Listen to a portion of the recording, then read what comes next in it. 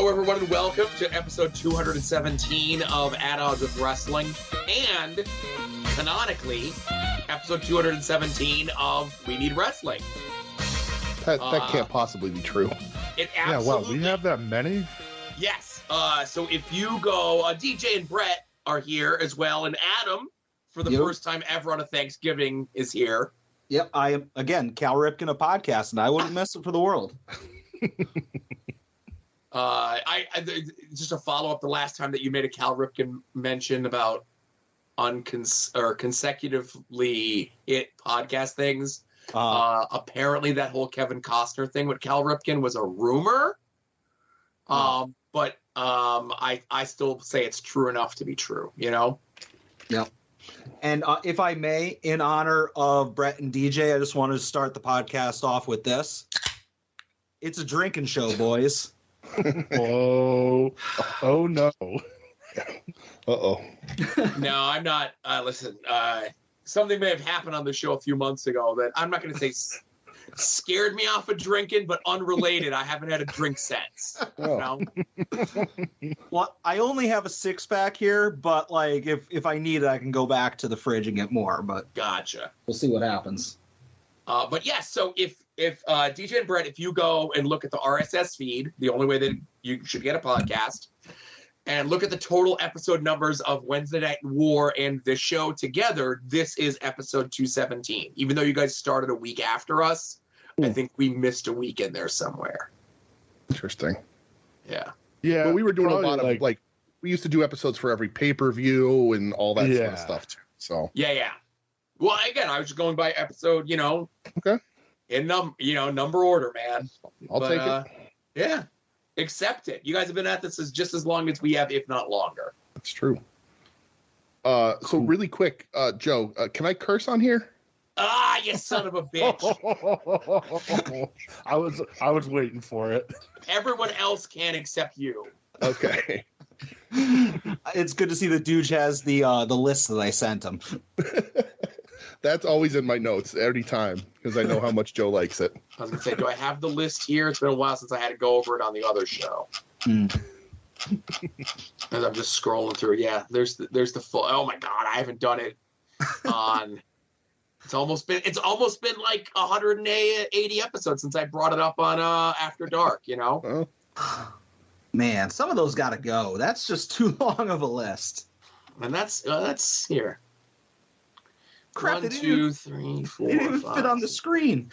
9, 10, 11, 12, 13, 14, 15, 16, 17, 18, 19, 20, 21, 22, 23, 24, 25, 26, 27, 28, 29 items. You got to get one more. I take it back. Yeah, let's aim for a 30th by the end of this. Yeah. I begrudgingly am going to take Anchor FM off the list. Just because mutual friends have podcasts on Anchor FM, and when I shit talked their shows privately being on Anchor FM, information got stooged back to them, and I had to explain myself, which is them being outed for getting information stooged to them and stooging that they don't listen to my podcasts. So,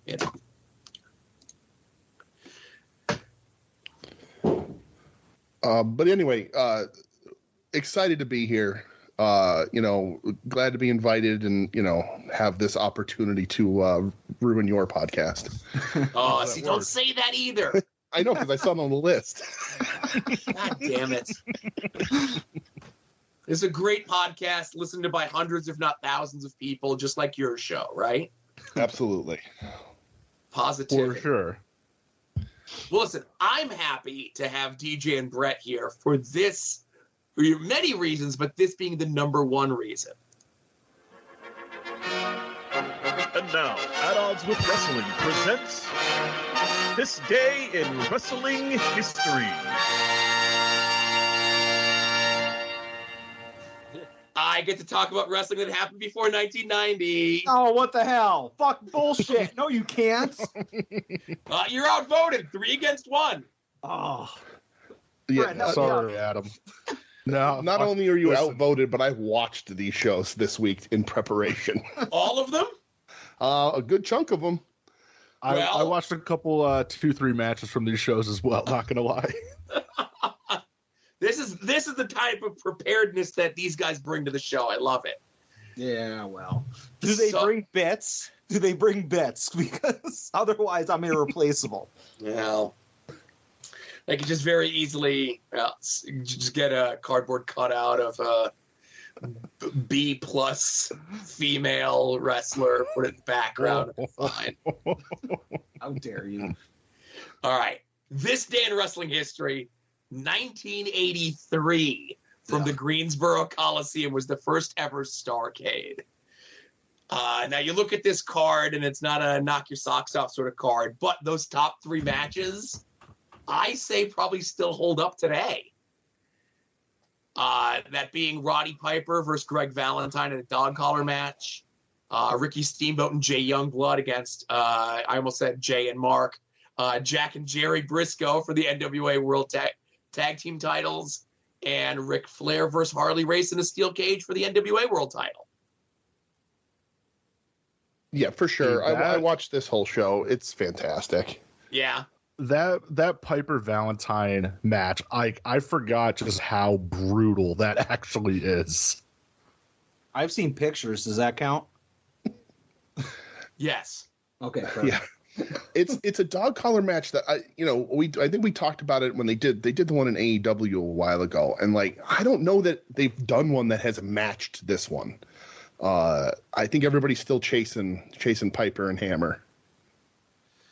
Didn't they show Greg the Hammer half asleep in the crowd for this, or was that another? Oh no, that was the Brody Cody one. Yeah. Oh yeah. What? I forgot how good that one was too. Yes, that was AEW does their very good. Their dog collar match is pretty good. Yeah. Brody Cody close, Punk MJF close. But again, you're all chasing a match that's almost 40 years old, guys. For sure.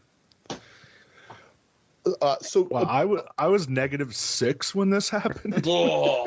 I mean, I was -1. I was maybe becoming a thought in my parents' brain. Earlier on the show, though, there were a couple things I wanted to talk about, which maybe they're definitely not the marquee. And the first thing I want to talk about is Rufus R. Jones. Rufus R. Freight Train Jones. Yes. Is it safe to say that Dusty Rhodes stole whole cloth from Rufus R. Jones? Yes, I think it's kind of sort of admitted as much. Yeah. This is kind of the end of Rufus Jones's career, right? And he had been a big territory star, I think, mostly in Florida.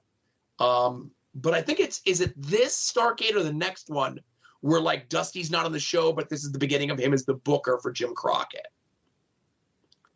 Yeah, I mean that timing makes sense. Yeah. That was crazy. The Abdullah the Butcher versus Carlos Colon match is really violent. Yes. Super violent. Abby dropping the meat cleaver on the ref. It looks like he kills him. Really cool stuff. I had a lot of fun watching these back. And also, at one point on the show, Gary Hart stabbed somebody for real. Cool. So, well, that rocks. Is it Charlie Brown from Out of Town that he stabs, or is it a fan? It's not. It's in the Mark Lewin, Kevin Sullivan, Scott McGhee, Johnny Weaver match. Okay.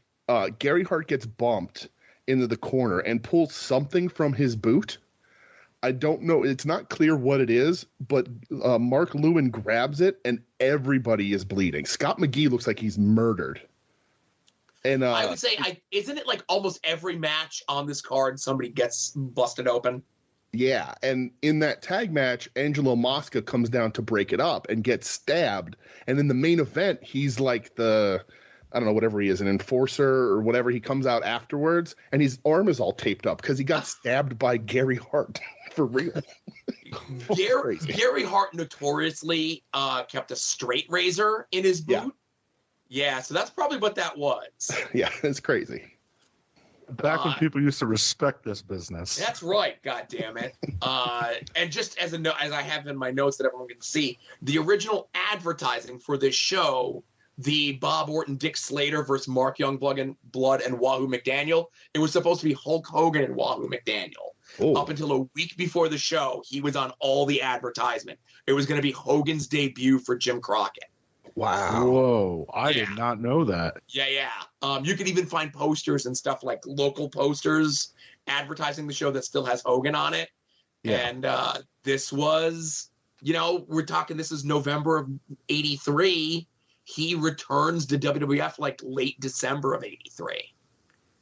So you got to think that Wow. this was Vince making a power play to make sure Hogan doesn't show up here so that when he shows up on his TV, it's a bigger deal. Imagine how like different things would have been if Hogan was on this. Hell yeah. Oh man, that's crazy to think about. Yeah, that's nuts. So enough about 83. Let's get a little bit closer for a time frame for Adam. It might have been before he was starting watching wrestling, but he had to have seen this. This was a Coliseum home video staple from the Richfield Coliseum in Richfield, Ohio. Survivor Series, This Day in Wrestling History in 1988. I definitely rented this, so you're okay. I'll give this a pass. This was still when it was teams of 5 strive to survive. This is when they had co-captains for each team because I think Hogan and Macho Man had to be on the same team together. Well, this is Mega Powers, yeah. Right, Mega Powers. But this is the infamous Powers of Pain Demolition double turn. Yep. Yeah. Where Mr. Fuji, who is managing the tag team champions at the time, decides to turn on them and take up with a much lesser team that just came into the territory 3 months earlier. And Fuji's reason for doing so in kayfabe was they weren't listening to me anymore. Well, and this is the last match the Bulldogs have before the Rougeau incident. No, okay, so the Rougeau incident has already happened. Oh, right, because Dynamite's missing teeth in this match. Yes. Yeah. And right. Dynamite looks like shit in this match. Yeah. He's got like a shitty mustache. He's like 60 pounds lighter. He looks like he's ready to do commentary for a low-rent MMA promotion out of Florida. Yee. But another thing Hey is like now. there's some real fucked up teams on this, and I love looking at what the original advertisement was. Like in the opening match, it's like Warrior, Beefcake, Sam Houston, Blue Blazer, and Jim Brunzell. Jim Brunzell replacing Don Morocco, who had just been fired like literally a week before. And then the other babyface team, Duggan, Jake the Snake, Ken Patera, Tito Santana. It was originally supposed to be JYD. JYD got fired, gets replaced by B. Brian Blair, who quits, and then is replaced by Scott Casey, of all people. The legend, Scott Casey. Household name of Scott Casey. Right. But this is definitely a fun show. This is the beginning of the build to the Mega Power. Like, this is the official beginning of the build to the Mega Powers exploding. Yeah, it's not until, 3 months after or so? Is that how Donovan works? Right. There's the Something bit like that? where they have Yeah. the post-match celebration, and Hogan goes to just steady Liz, right? Right. And Macho reacts. And but they don't focus on it. He's just there. You see Macho get a look on his face. And then they don't hit it for another, then they have the bit in the Rumble in 89. And then they have the main event where Hogan takes Liz to the back after Randy gets thrown over the top rope and lands on him. Yeah, not to defend Hulk Hogan, but who among us hasn't had to go and steady somebody from falling down? I think that's a noble gesture. Of course you would side with the Hulkster. In this one scenario, yes. I sent a clip to Brett a few days ago, and the famous one, I think, of Macho on Arsenio Hall, where he's talks about being emotional and everything.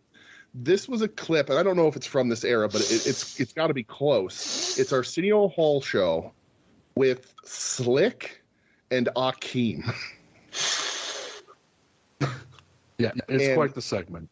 It's wild because Akeem explains who he is in character, and To Arsenio, in front of Arsenio's fan base. yes, and Arsenio has questions. And Slick like cuts him off and just like completely confirms everything about Akeem. And then Akeem's like, "You heard what Slick said. You're not going to say he's a liar." And Arsenio just drops it. That was back in the day where if you were like a talk show host, though, you'd get your ass beat on national TV if you questioned anything about kayfabe, you know? And also, coincidentally, Rufus R. Jones, Slick's dad. Oh, that's right. I forgot about that. How's that for kismet? Right? So just another. So Adam mentioned this. So 84, 85, if you were a talk show host, you'd get your ass beat. 88, 89, I think you were okay. I think Arsenio was a fan, and WWE would typically come on. They would send people on when they were promoting shows at the LA Coliseum. Like there was WWE people on Arsenio like once a month at least. Okay. And like Arsenio would always play ball. I think there's like I don't remember the Akeem and Slick one. I'm gonna have to search that one down. But there was one where like Warrior was on like in like fucking roided out, coked out allegedly, like form, and Arsenio's like Arsenio's bit is I'm gonna try to have a legitimate interview with this madman. This is when Hogan went on and lied about never doing steroids. Allegedly. Wait, allegedly lied or allegedly never did steroids? Allegedly lied. I definitely lied. But yeah, like Arsenio was like I think they even did like a Bushwhackers Nasty Boys match like on Arsenio. Whoa, I need to find that. Yeah, I think there's a YouTube out there that has like if not all like most of the like a supercut of all the time WWF people were on Arsenio. Nice. All right, moving on. This day in wrestling history, 1993, from Boston Garden in Boston, Massachusetts, the World Wrestling Entertainment held Survivor Series, another show plagued by replacements. The opener, we have the 1-2-3 Kid, Marty Jannetty, Razor Ramon, and Mr. Perfect, who had just turned babyface a year prior at Survivor Series. No shows this and is replaced by Randy Savage, who was essentially like retired at this point. Okay. We also have in the main event the All-Americans against the Foreign Fanatics. Lex Luger, the Steiners, and Tatanka initially taking on the Quebecers, Ludwig Borga, and Yokozuna. Tatanka gets taken out by Ludwig Borga and replaced by The Undertaker and his fancy 1776 jacket. Pierre gets taken out by the Steiners and is replaced by Foreign National Evil Crush. Because that time when Hawaii turned against the country, it's different. That is true. But I would say the biggest replacement on this show was the Hart family of Brett, Owen, Bruce, and Keith, initially supposed to take on Jerry Lawler and his Knights. But I don't know. Jerry Lawler had something going on and he couldn't be there. Planned vacation. Could you tell me what happened with Jerry Lawler, your favorite wrestler?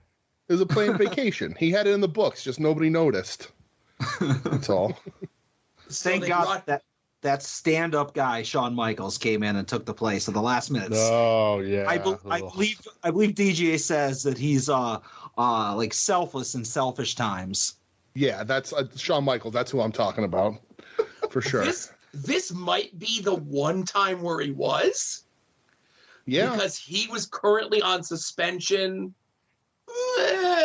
allegedly doing steroids. Maybe WWE was a little bit more strict when it came to pot. Maybe Shawn was being difficult. What? And they brought him back as still Intercontinental Champion. So that like built to the WrestleMania thing with him and Razor. They filmed the skit with Shawn and Rio Rogers going to the Hart family household with people in old people masks pretending to be Stu and Helen.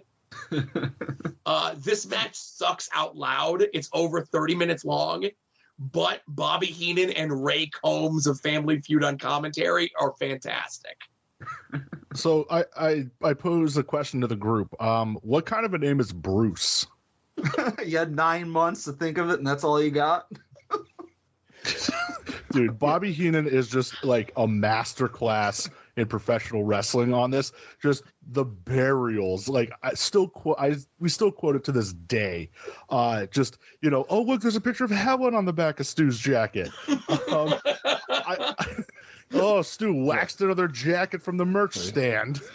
Helen, I'm damp. Hey, Stu, wake up.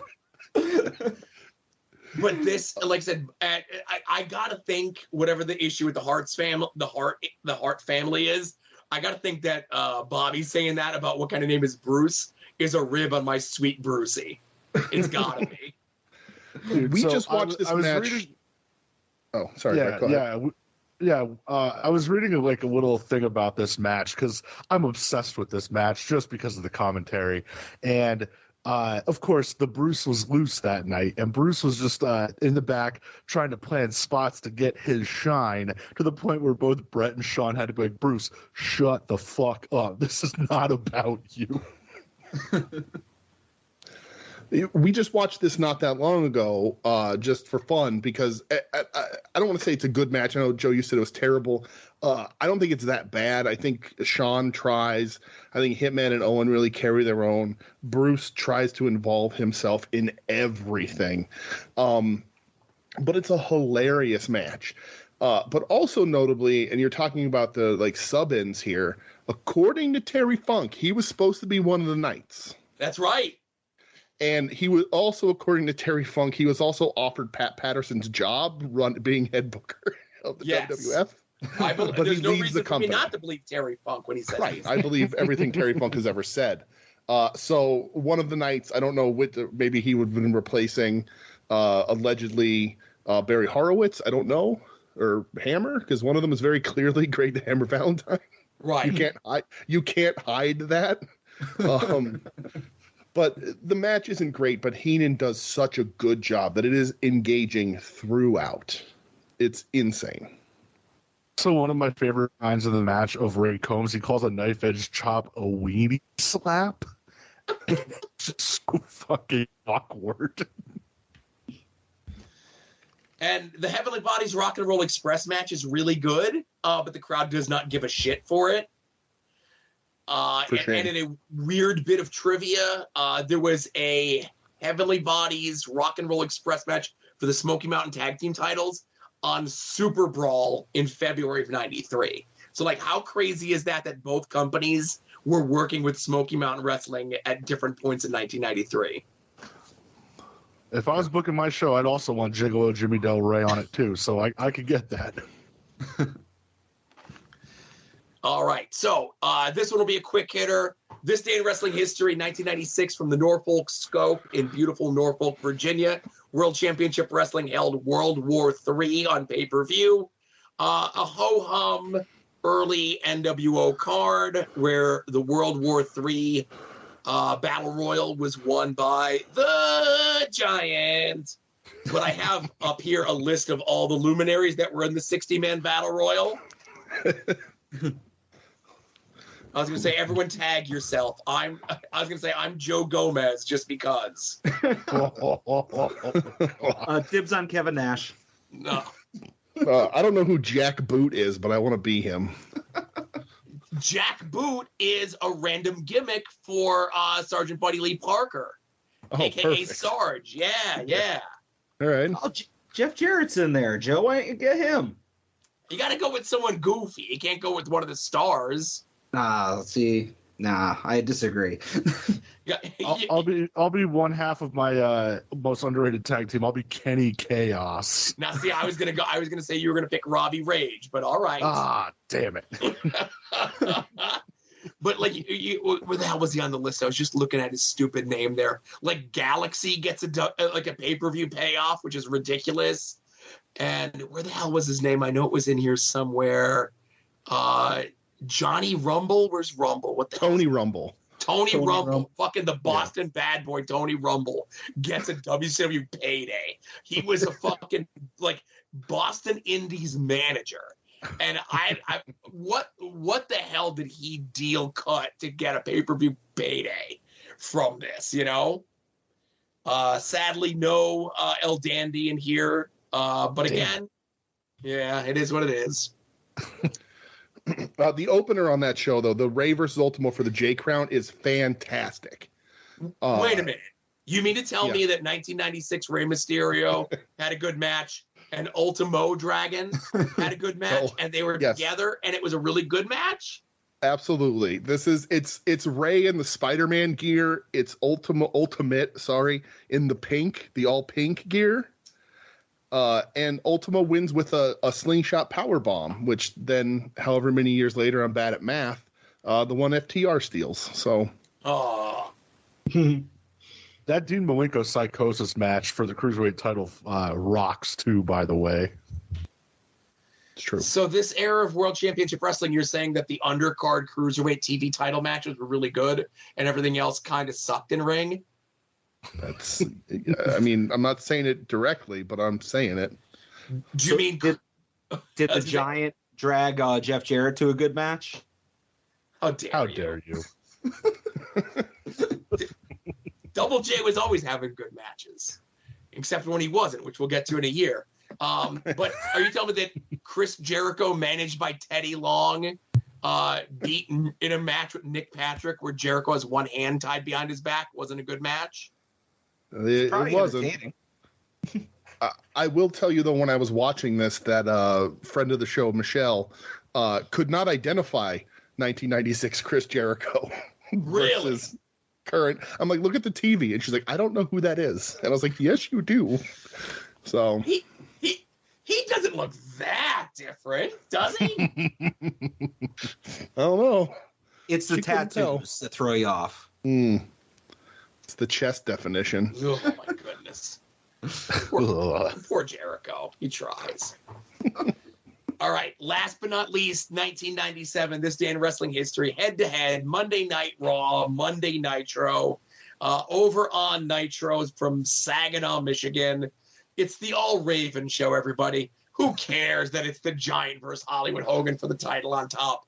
This is the official debut of them saying Ravens rules. This is the official debut of Riggs as a heel. After just a week prior, he was a babyface wearing an eye patch. Now he's a heel wearing an eye patch with Raven, and also the debut of Lodi. A huge turning point in the Monday Night War, all three of these moments.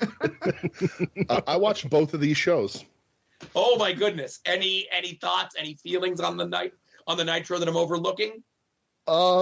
No, I don't think the thing about the Raven segment, there's a sign behind him that says Jesus is God, not Hulk Hogan. Oh my goodness. Which is an interesting thing.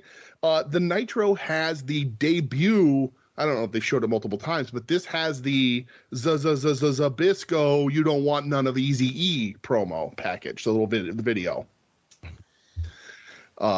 So it has Zabisco in the ring calling out Hall and all that, or Ed, or Bischoff or whatever. But yeah, I mean that's it. It also has like Macho Man versus Disco on it, and an ad for WCW NWO World Tour, which had just come out for the Nintendo 64.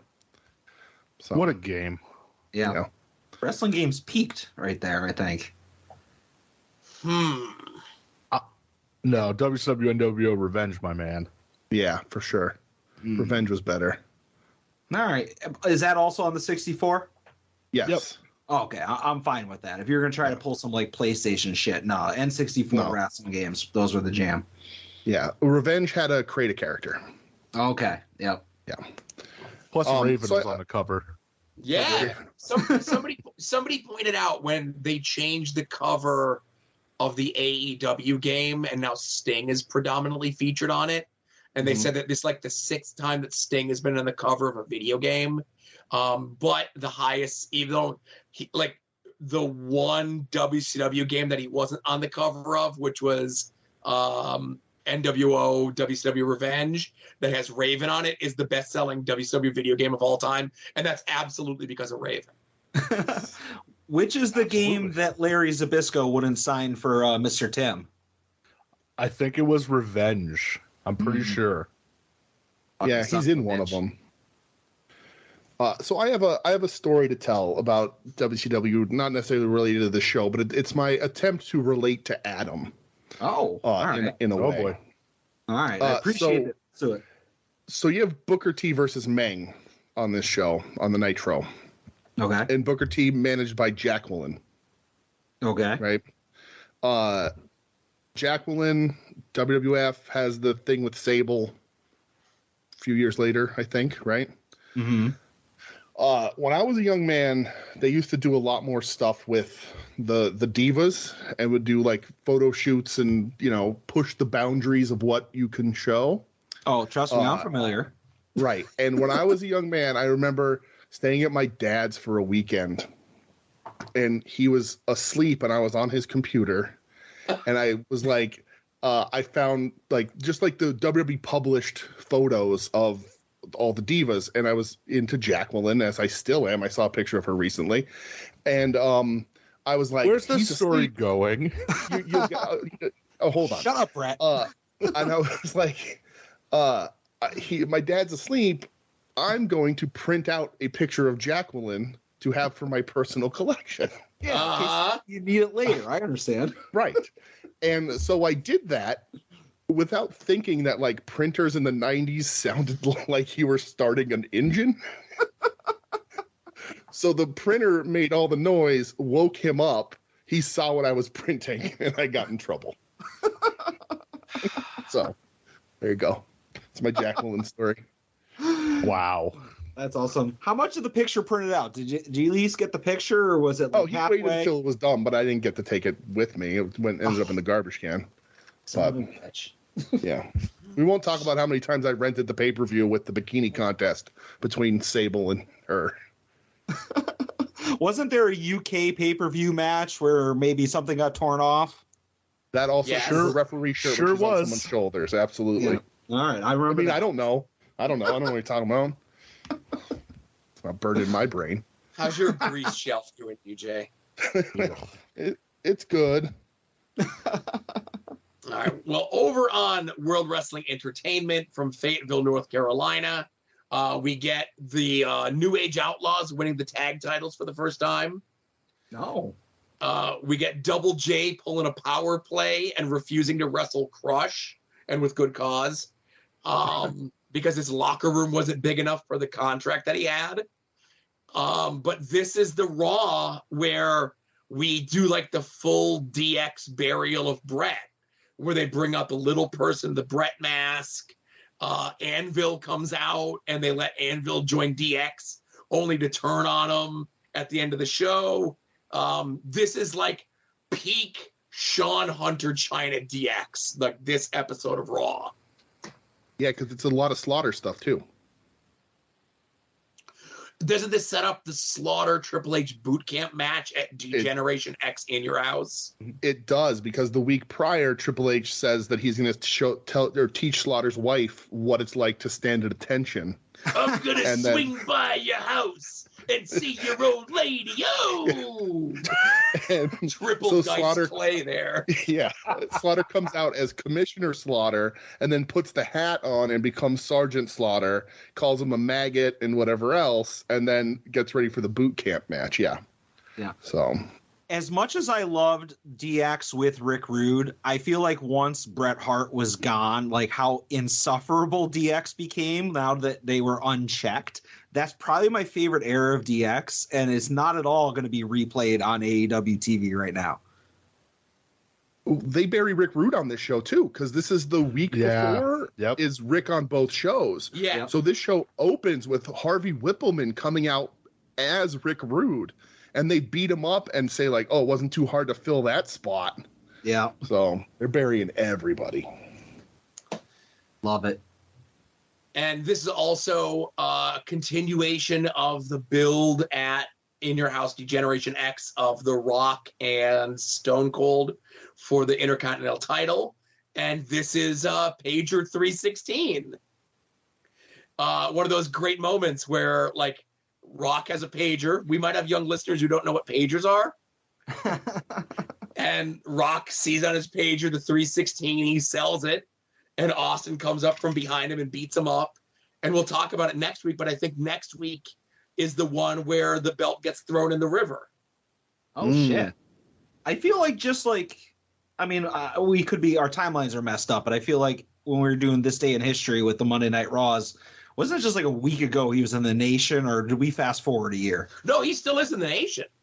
Okay. Yeah, The Rock is The Rock is unofficially the leader of the Nation. They haven't kicked Farouk. Like, Farouk is technically still the leader of the Nation. It's just that The Rock is the one who's in the feud with Stone Cold. I mean, you weren't kidding that when we get to around this point, the Attitude Era goes fast. A lot of shit happens like every single week. You know, memorable stuff. Yeah, there's even a point in this show with the promo where Austin's backstage messing with the cameras and the microphones, that The Rock sends the Nation to find Austin and beat him up, and Farouk goes running. So like Rock is like, go get him, and Farouk goes, and that's when Austin sneaks up behind The Rock and gets him. So Rock definitely seems like the leader here. It's just not official. Right. That doesn't happen for like another couple months, I think. Like maybe after the Rumble. Okay. Because there's the episode of Raw, and again, we're getting way ahead of ourselves, where The Rock, for helping him, you know what? It's probably the night after Degeneration X in your house, so I'll save it for then, right? Okay. But there's where The Rock gives all the members of the Nation a gift for helping him at the pay-per-view, and everyone gets the same gift except for Farouk. Okay. Do you guys remember that one or no? I do. Yeah. Yeah, I remember what he gives them. I'll wait until you reveal it in a few weeks. A couple weeks. All right. So that's enough This Day in Wrestling History. I could have did this for another 17 hours. I got rid of like 2013 and 2019 Survivor Series because like they don't count, right? Who remembers what happened 3 years ago? Yeah. But hey, what's everyone been up to this week? Nothing. We didn't really do much. Hey, Adam, I'll lead things here. You went to go to a little autograph signing, didn't you? Yeah, you know what? It just so much stuff happened that we're all just waiting for our spot to talk here. But That's right. So on Saturday, I went to Pandora's Box Toys in New Jersey, and I went to see Mr. Johnny Gargano, Johnny Wrestling. And I'll just say my experience with Pandora's Box Toys is limited to just going there to shop. And the only thing I knew about going to an autograph signing is what you guys, Brett and DJ and Mr. Tim, talked about going to see Bret Hart, Mr. Hitman. And I expected like to have a much longer wait in line. And obviously Gargano ain't no Bret Hart. So I don't even think that I was thinking that. But I'll just say the signing was from 12 to 3. And I got there at like 11. Just because it was fucking freezing out. So I was like, I don't want to stand in line too long. But when I got there at 11, there's maybe like 10, 15 people in line. So it wasn't bad. So I just sat in my car for about a half an hour, jumped in the line at about 11:30-ish, 11:40. And it took about, I would say about 15, 20 minutes after the signing started for me to get inside. Johnny was like super nice to everybody. Like if you wanted to stand there and talk to him for a half an hour, he would have. Like nobody from the staff or him was kind of like shuffling people off. So there's people, you know, that bring gifts. Like if you're one of those people like, hey, let me buy something for this guy who, you know, makes a lot more money than you do. But I don't understand that. But people were like talking to him for a while. So I get up to my turn. And again, super nice meet and greet. You know, he's like, hey, what's your name? You know, how you doing? What can I sign for you? Do you want a picture? You know, being very outgoing. So I said to him, hey, I have been rewatching or watching for the first time, in my case, a lot of your old Chikara Fist stuff. And, you know, I said to him, you know, with Chucky T and with Icarus. And he's like, oh, really? He's like, yeah, I hope it holds up. And I'm like, yeah, you know what? I'm enjoying it. Like, I'm getting a kick out of it. I'm just getting to the point where you guys aren't together anymore. And he's like, oh, I'm glad that people are still watching that. And I was like, yeah, I'm rewatching it because of a podcast that I listened to called At Odds. That you listened to. That you listened to. Yeah. So the reason why it'll make sense in a second. And he's like, okay. And I was like, yeah, it's Chikarison's podcast. And he says to me, oh shit. I have Chikarson blocked on Twitter. So I swear to God, I didn't start the conversation by asking him about this. He fucking remembered. So he says, I have him blocked on Twitter. So I said, oh, shit, I didn't know that. If you don't mind me asking, why do you have him blocked on Twitter? And he took a minute, kind of looked off into the distance, and he said, he's just kind of mean. And I don't need that. He's just mean. So I had to block him. I was like, okay, yeah. I was like, I apologize. I was like, I don't hold it against me. I'm just a listener. Jesus. Wow. So I got my mark. Did you defend Jakarson's honor? Not in the least bit. You didn't have like it was me, Austin, the whole time moment, like rip off the rubber mask. Nope. So I got my mark pick, and everything was cool about the signing. I stuck around, shopped. Might have bought something else. More on that later in weekly purchases. But I had him sign a figure. I got my signed Major Bendy, the exclusive one to Pandora's Box, and I left. And like I said, as far as my experience, it was super cool. He was a super nice guy. Very, very, very tiny. Like you could pick him up and put him in your pocket. But I just thought it was cool that all I did was mention the Chikarson name, and it was like he was getting flashbacks of Nam. Listen, that name carries a lot of weight. Yeah, but yet another person that Sposto has heat with for some reason. I mean, I've been told privately by more than one beloved person by this show that they've had to unfollow me, mute me, or block me because I'm too mean. And I'm just me, man. I gotta listen. I just say what I feel, and if you saw the DMs, you might want to take my number out of your phone. I don't know. I'll say two things here. One, I've known Joe for over 20 years, and I would never describe him as mean. And two, the next time Gargano comes around, we have to get Joe in an Eric Bischoff as a pastor-esque old man makeup. And get Gargano to bury Joe to his old man face, and then he could rip off the prosthetics and reveal himself to the world. Somehow you guys have to lead him into saying 3 minutes so I could do the whole thing. Hey, Johnny, how much more time is left in this signing?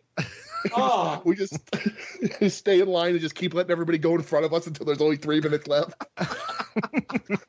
No, we're good. We're not ready to go in yet. Yeah. I will just say before we move on, I really enjoyed the signing just because I'm like, I don't like buying signed figures online, but like for whatever reason, if I get a figure signed in person, like I value it more. I'm sure that makes sense.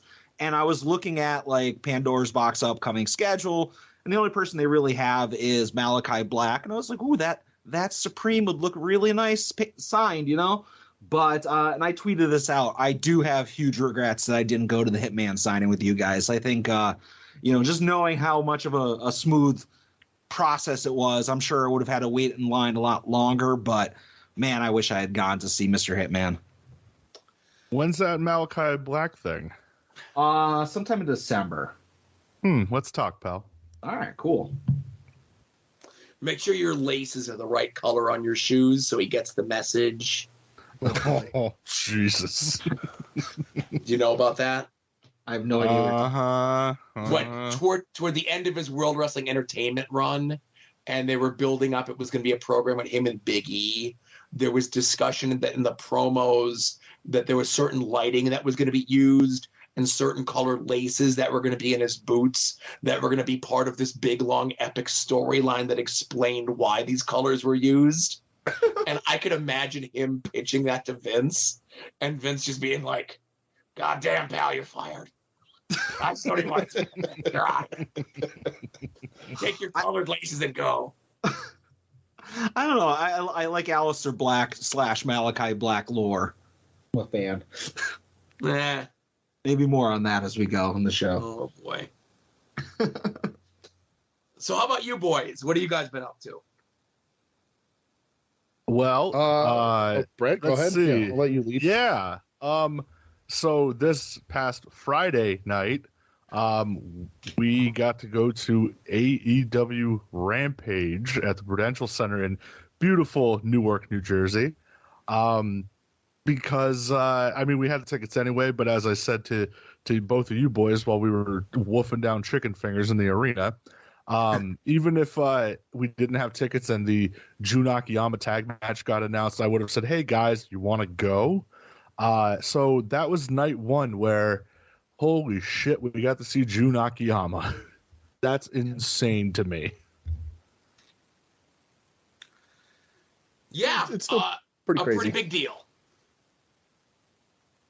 Now I wasn't there, but you're bearing the best match on the show, which was on Dark. But I'll allow you guys to think that Jun Akiyama wrestling was the best thing when clearly Tay Conti versus Sky Blue was on that show. Pay some respect. Adam, as soon as the match graphic popped up like on their Tron or whatever, I was like, oh God, I go, Adam somewhere just felt like he's getting a stinging pain in his neck for some reason. In his neck. Yes, neck. Yeah. Well, at least I have no recollection of that. What was that? I said I have no recollection of that match. It happened. Plus, seeing Athena murder Aubrey Edwards was pretty sick. Yeah, it was a really good time, though. We've been on a bit of a travel tear lately. Joe and I, supposed to be Brett, but life gets in the way, to a Dynamite in Philly like 2 months ago, whenever that was. Yep, September 28th. And then Rampage in AC, an LVAC in there that may or may not have gotten Michelle COVID, allegedly. And then a Raw, and now this. We've been doing a lot of wrestling traveling. But it's been really great, and AEW puts on a pretty good show, pretty good. Yeah, because then to our, not I'd say surprise, but like we assumed it, like, hey, you can't be bringing Akiyama over for one match.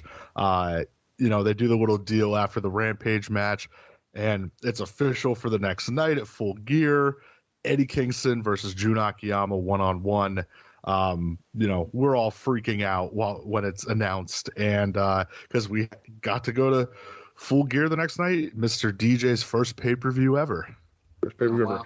I want to say about that tag match. So I thought they did a really good job at this, and we weren't guaranteed a singles match, right? You kind of felt it was happening. Akiyama's in there on a Wednesday. He's getting taken to Cinnabon. He's all over the place. We were hoping, but didn't want to put any like weight into it just so we weren't disappointed, right? But they did a really great thing in this tag match. I love that tag match because like they don't quite let Eddie and Akiyama touch, right? Eddie's mean mugging them. They do like the pin breakups and like a little interaction here and there, but they worked it really well where it just happened to be that at every turn, Akiyama and Eddie weren't in the ring together until the very end when they were. I think that was really, really well done. And then sort of just teased until afterwards when Eddie got on the microphone and was like, I'm not MJF, but get out here, Tony Khan. I want this singles match. And then they announce it. Tony Khan comes out, very awkwardly announces that the match is happening. And then after Rampage ends, Eddie's on the microphone saying that Tony Khan doesn't let him talk after shows anymore because he curses too much, and then continues to curse for 20 minutes. Obviously the weekend was great. The Friday and Saturday shows were fantastic to be there. We were until the end of Saturday night, we were in a pretty good section. And Brett can extrapolate on that if he wants to. But it was awesome to be there on the Friday to see Eddie do the show closing, like send everyone home happy thing that he was doing for a while last summer. Right, where he was the one that kind of sent everyone home. And then, of course, he kind of does a truncated version of it to wrap up 0 Hour on the pay-per-view. He beats Akiyama, which is just fucking crazy to think about, right? Yeah. And then just like the emotion that match had, I have no problem saying it. I said it publicly. I said it privately. I say it here. I cried 3 times during that match. Just tears of joy. to seeing this happen, and then Eddie gets to cut the the hard sell to like close out that to get everyone to order the pay-per-view.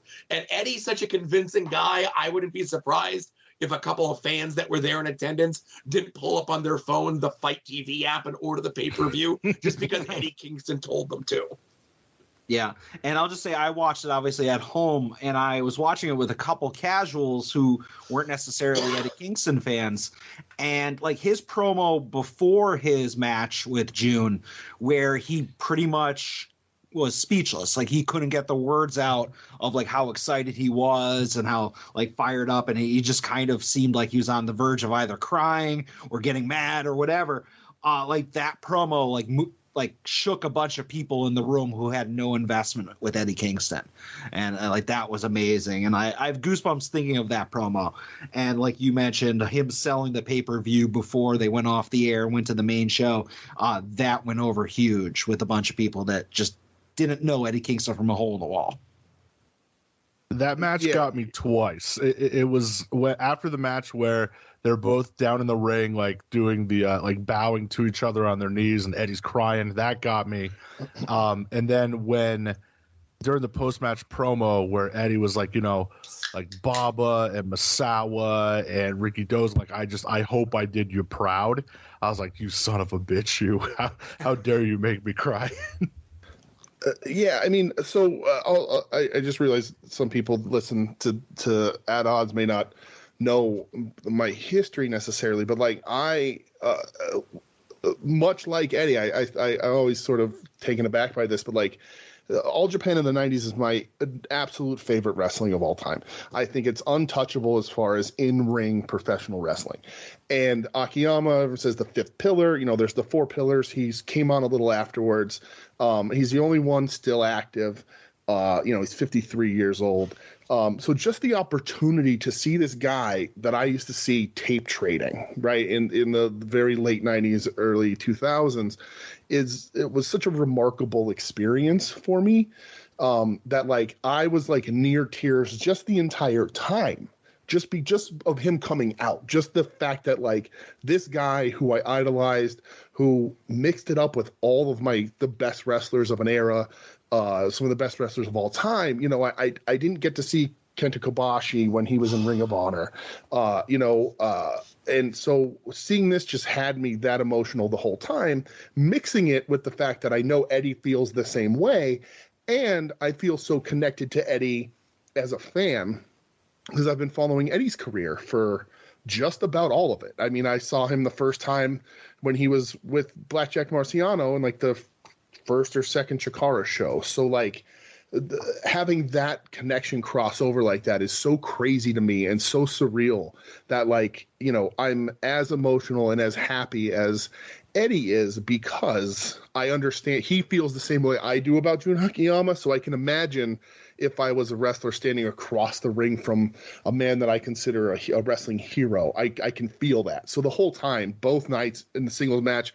you guys will say it, when he got on the microphone after that tag match, I was on my feet with my arms in the air because I knew it was coming, and I was waiting for the official announcement that it was going to be a singles match. I screamed, cried, and then we got the singles match, and it was just the same thing all over again. It was so good. The match was great. You know, Eddie beating June is wild to me. It makes complete sense. But like that's a huge thing. And, you know, and when Eddie cries, I cry.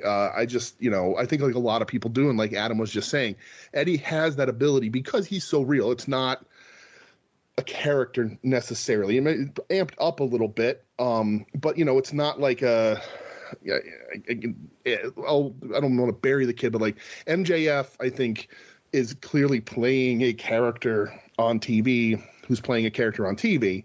Eddie seems so much more real, so he makes that connection. So I just fall into that emotion and that sort of surreal wrestling world so much easier with him. You know, similar to, this is high praise, and I don't care what anybody says. I agree. I believe this with my whole heart. Eddie promos when he's like that are so similar to the Dusty Rhodes, my hand reaching out, touching your hand, that like I just can't help but get emotional about it. I agree with everything you said. I'll make the joke, kind of expanding on what somebody else said online about how Eddie comes across as a real person because, you know, whether you know him or not, you've had brief interactions with him, you know that's who he really is, just kind of turned up a whole bunch. And you could feel that, whether you've never met Eddie in your entire life or you've met him before or at a signing or a fan interaction or whatever it is, you know that's him just turned up. Where MJF, you know, whatever your opinion of him is, there's an episode of 30 Rock where Jenna Maroney's character says that she should be up for an Emmy for constantly living her life theatrically.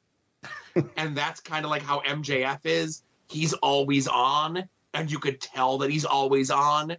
And I wish I could find the episode. I'm going to have to do some digging. There was an early episode of the AIW podcast where MJF was on, and he was like himself.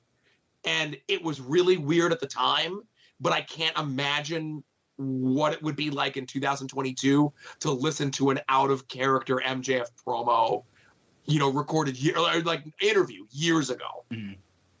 And it just reeks as phony. Everything that he does comes across as someone pretending to be a wrestler. And listen, he's great. He connects with a group of fans that love that sort of thing. But the problem is it's so many fans that watch AEW and wrestling in general these days. There's a large percentage of them that only started watching wrestling 3 years ago when AEW became a thing. Or whenever the Cody and the Bucks got together doing stuff in New Japan and Ring of Honor. Or the Pipe Bomb promo. So there's huge sections of the wrestling audience that have only been watching professional wrestling for like the last 11 years. So there's decades of stuff that they've just never seen and they've never experienced. And even if you didn't experience it, like we were talking about that Starrcade show from before, and DJ was like, I was negative this, and Brett was, I was this, and I wasn't watching wrestling in 1983, but once I had the ability to rent that videotape from my local video store, I rented it, I taped it illegally, and I watched it all the time. I just wanted to consume old wrestling.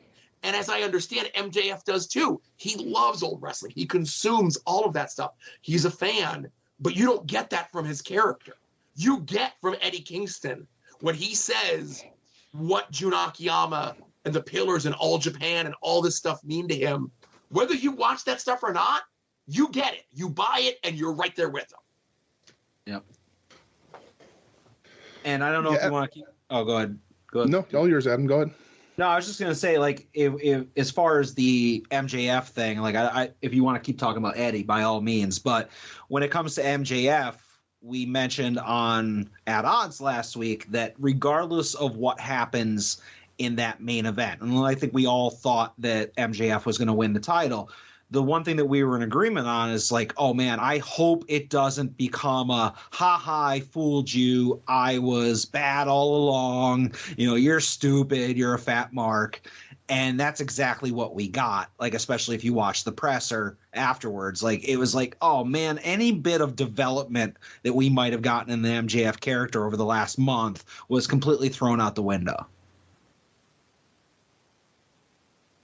Yeah, I agree. You know, watching that clip from the presser, and you know, like we were kind of talking, like, oh, is this going to be MJF maybe having like a tweener reign, kind of, and let's see how they pull this off. And then you watch that promo and you go, it's just this, okay.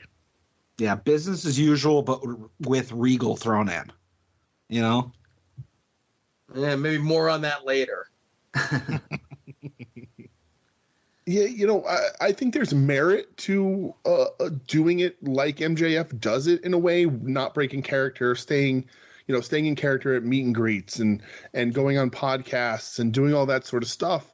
I just think I think he's trying to reflect the Harley Races of the world, you know, and up through of maintaining that character and, you know, don't drop your guard so you don't let people know that that's not you. I just think doing that in today's day and age with today's outlets and technology, I think he needs to adapt it better. I don't know how, but I think he needs to look more at taking the inspiration from the guys who wouldn't break character when you couldn't break character, and find a way to filter that or blend that with the way the internet and technology works now, because it does just end up coming off as not genuine, and I think that hurts him. As far as the Regal stuff, I mean, I think Regal works better as a snake anyway. I just, like to Adam's point, the this was a trick the whole time is a little lame and easy, a little too easy with writing it down on a piece of paper to then put it on TV. Whatever. And go ahead, Adam. I was going to say, I agree that Regal as a snake is definitely more fitting in with his character, but I will miss him basically flirting with Excalibur. Like, if that's coming to a stop, I feel like you're ruining television. Agreed. I'll agree there, yeah. I was going to say, MJF, he will be forgiven if he puts out a $250,000 bounty on John Moxley's head and screams, "Somebody take the damn money." Yes. So anything else from the pay-per-view you guys want to talk about, discuss, or otherwise? Yeah, I think two things that I think really, well, one thing that really surprised me, and one thing that shouldn't have been a surprise, but I was glad at the way it happened. I think the Jungle Boy Luchasaurus cage match overperformed. That match was really, really good, and I was not expecting it to be. We all know my history with Luchasaurus, where he fooled me into thinking he was good once and never again.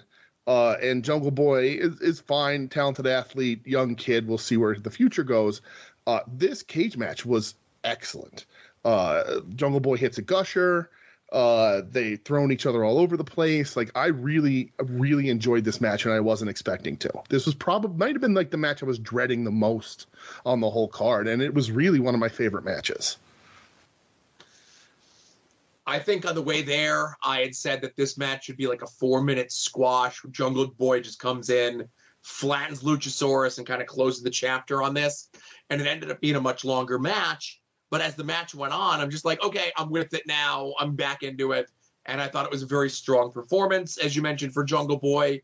Hopefully this is the thing that moves him up, escalates him up the card or something, Yeah. And the second thing is, I think, Adam, it'll be interesting to hear your opinion since you weren't there for it. You're watching it on TV or, legal means whatever. It was legal, surprisingly. Jamie Hayter, Tony Storm, best match on the show. I think it was definitely a very enjoyable match. I would put it in my top 3. The Ring of Honor title match I really enjoyed, and I did enjoy, the Elites versus the Death Triangle. I think those were my top 3 favorite matches on the show. As far as Tony Storm versus Jamie Hayter, I am in the minority on this podcast. I am a card-carrying member of the Hayter Hive. Like, she's in my top 10. But, I was rooting for Tony Storm, so I felt a little disappointed that Tony Storm lost. So that might have poo-pooed my overall feeling of the match. But it's hard to be disappointed to see Hayter get the title. And, not to go too far ahead, obviously Britt Baker is being super supportive of the new champion, so you can kind of tell that turn might be happening soon. So maybe we'll get Jamie as a face sometime soon. But the match itself wasn't my favorite match, but I enjoyed it a lot. Again, top 3 match from the pay-per-view for me. Hey Adam, do you hear that? Do you hear that buzz? Do you hear that? Again, I'm not mad. It's just it's 1A and 1B, and 1B happened to win the title. That's the Hayter Hive rising up, baby. We're here, and we're here to stay. Yeah, for real, that match, I think the 3 of us that were at the pay-per-view all thought that was amazing. And I'll give you this with the Elite versus Death Triangle match. 2 out of the 6 combatants involved, I fucking hate. Watching it live, it's not my type of wrestling that I like. Being in a live crowd that bites on every little thing, made it more like enjoyable, I'll say. Yeah. Yeah, I can It's imagine a much different experience. the live atmosphere, especially with your typical non-Chicago AEW fans, probably eat up everything the Elite does. And I'm a flippy kicky guy, and the Bucks never said nothing bad about me, so I went into it, enjoying it a little bit more than the rest of us on the podcast. But I would probably say my favorite match of the night was the Ring of Honor title. It was a good match up until the finish. It's a hard thing. You jump over Claudio swinging somebody, spin around, and hit somebody with your elbow. Hey, You know what I would do? If you You know what I can't, if you would do? can't do it, Yeah, not do it. It probably worked in rehearsals, Uh-huh. Sure. just another AEW Jericho finish that you can't ever show again. You know what? That shit happens, and I get it. It's a bad finish, but I'm not going to hold that finish against the other 99% of the match that was really good. And Jericho's been busting his ass the last couple months, so I'm not gonna throw him under the bus. He definitely redeemed himself on Wednesday. How about that? He He sure did. Brett, do you want to talk about your buddy from the pay-per-view, or before we move on? Do you want to get into that? Yeah, real quick. One of our favorite Twitter follows, I feel, had a very similar live experience last night with people sitting behind him. If you know, you know. Yeah, dude. Like, I don't know if it's just me or I don't know, but it's like the crowd know-it-alls, and this is where I wish Virtual Pros was still a podcast and they had their shame tournament. Yeah, it's just like the dude was relentless all night, just to like people behind him. Like, I didn't say a word to the guy because I would have flipped out, but like you had 3 people that were sitting by us, like right behind us the night before. Like, they were awesome. They were like having so much fun at the Rampage show. During Full Gear, it's like this guy just took them out of even having fun, and I was like, oh my god, this sucks. So cherish good people that you sit by when you're at a wrestling show, because that's few and far between, I feel. Yeah, I'm with you, Brett. I get triggered by that shit all the time. That happened to us at Monday Night Raw a couple times, And yeah, and like go ahead. Mm-hmm. No, go ahead. No, finish. I was just gonna say Joe did a good job. He was like, I tuned him out. I was like, brother, I don't know how. Yeah, I can't. I have the personality that I let shit get to me. I cannot, like, I'll be at a movie theater, and if somebody's like crumpling a bag of chips, it fucking pisses me off. I'm too high strung. But I will say, I completely forgot to mention this. I had a know-it-all in line at the Johnny Gargano thing, and I was gonna write some of them down, and I forgot to, but 2 of them stick out. The one of them, and I'm going to start with this, is this was just a guy who was near the front of the line, and he was just holding court with everybody in line, whether they wanted to hear it or not. Like, I don't know if he was just like, oh, I'm a wrestling expert and you're not, so I'm going to just tell you stuff. But first and foremost, he mentioned Liv Morgan, and that while other people find her attractive, he really doesn't, because she's not his type. That was yelled relatively loudly. But my favorite was, he said, I can't really get into the WWE because legitimate athletes like Logan Paul and I forget the kicker's name that was a commentary guy. I'm forgetting his Pat McAfee. Pat McAfee. Logan Paul and Pat McAfee, being legitimate athletes, would beat everybody 100 times out of 100. So because WWE doesn't allow them to shine that way, he just can't get into it. And I was like, oh, fucking, can this guy please go inside now? I'll stand out here and freeze. But, I hate people, dude. But he was in line for a signing for a WWE superstar. Yeah. But he was actively saying that one of the things that keeps him from getting into WWE is that they don't acknowledge legitimate athletes like Logan Paul. I can only hope he said one of those things to Johnny Gargano. Well, you know what?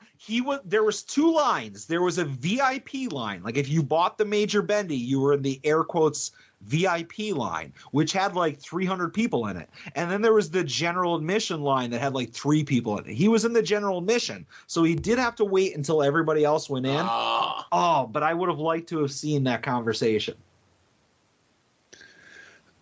It was unfortunate too because at the pay-per-view, for us to step back there, the people in front of us were amazing. They Rampage, because we bought bundle tickets, so we had the same seats both nights. So the people in front of us were like, "See you tomorrow! Can't wait! It's gonna be so much fun!" And we're like, "Yeah, can't wait to see you tomorrow! It's gonna be awesome!"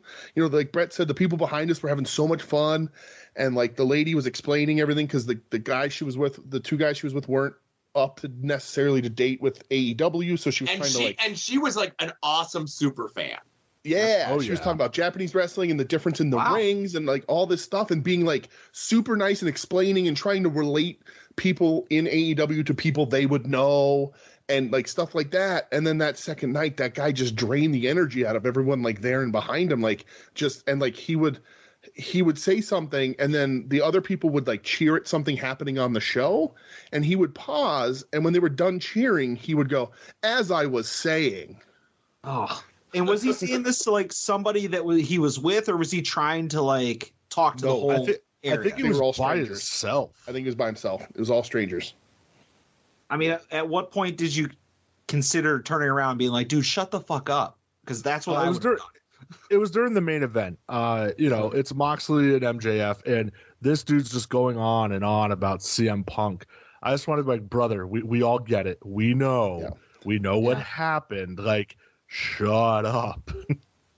Yeah. Well, that's a perfect segue, I'd say. All right. Because Adam mentioned how much he loved the Elite versus the Lucha Brothers or Death Triangle match from the pay-per-view. Adam, how much did you love the one from TV this week? The match was fine, and I'll just say I do not like the idea of the best of 7. I enjoyed the match, but I feel like less is more. And when they were like, "Oh, hey, it's a best of 7 series over the next 6 shows," and I'm like, "Well, it's absolutely going 7 because that's what happens." So I was disappointed that they went to the best of 7.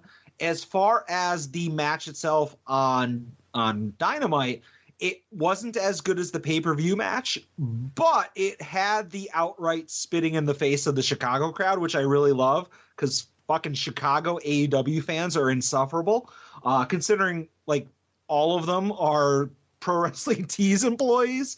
But I did not like the match as much, but I liked the mocking of Phil.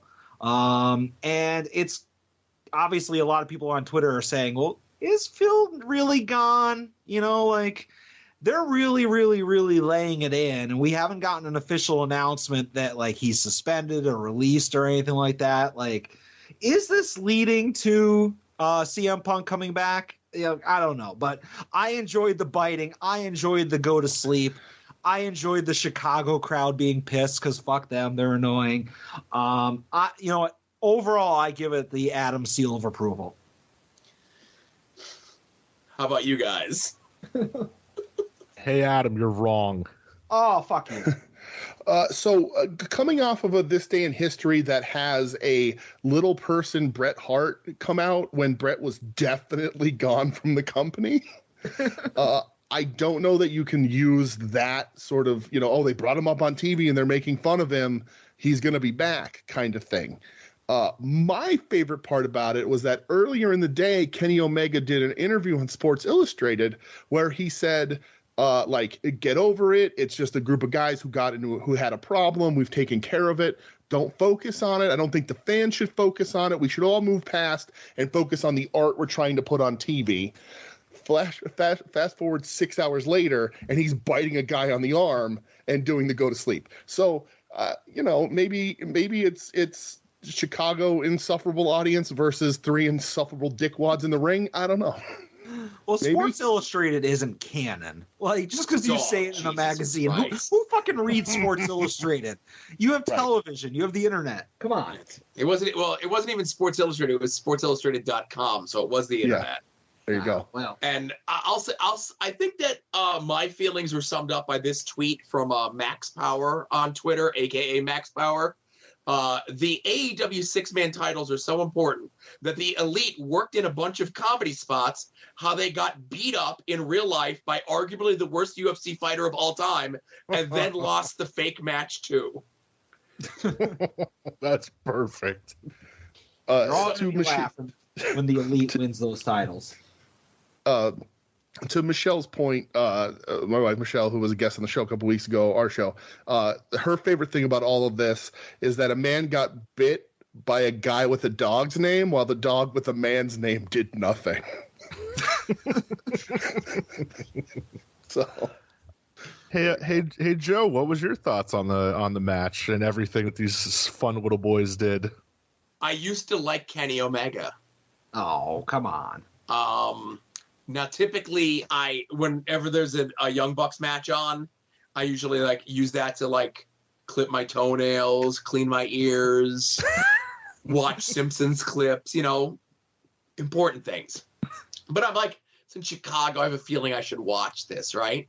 And because I have a VPN and I pay for Fight Plus through a foreign channel so I can get the commercial-free feed, I really got the full feel of this match. And again, I guess this was the right thing to do in front of this crowd. They were going to come out and be heels. Let's see what they do with this next week.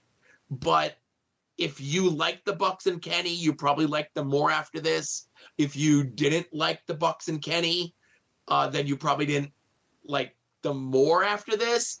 And this isn't a situation of well, I'm back on Team Punk now. No, Punk had his year. He's a piece of shit. He's done too.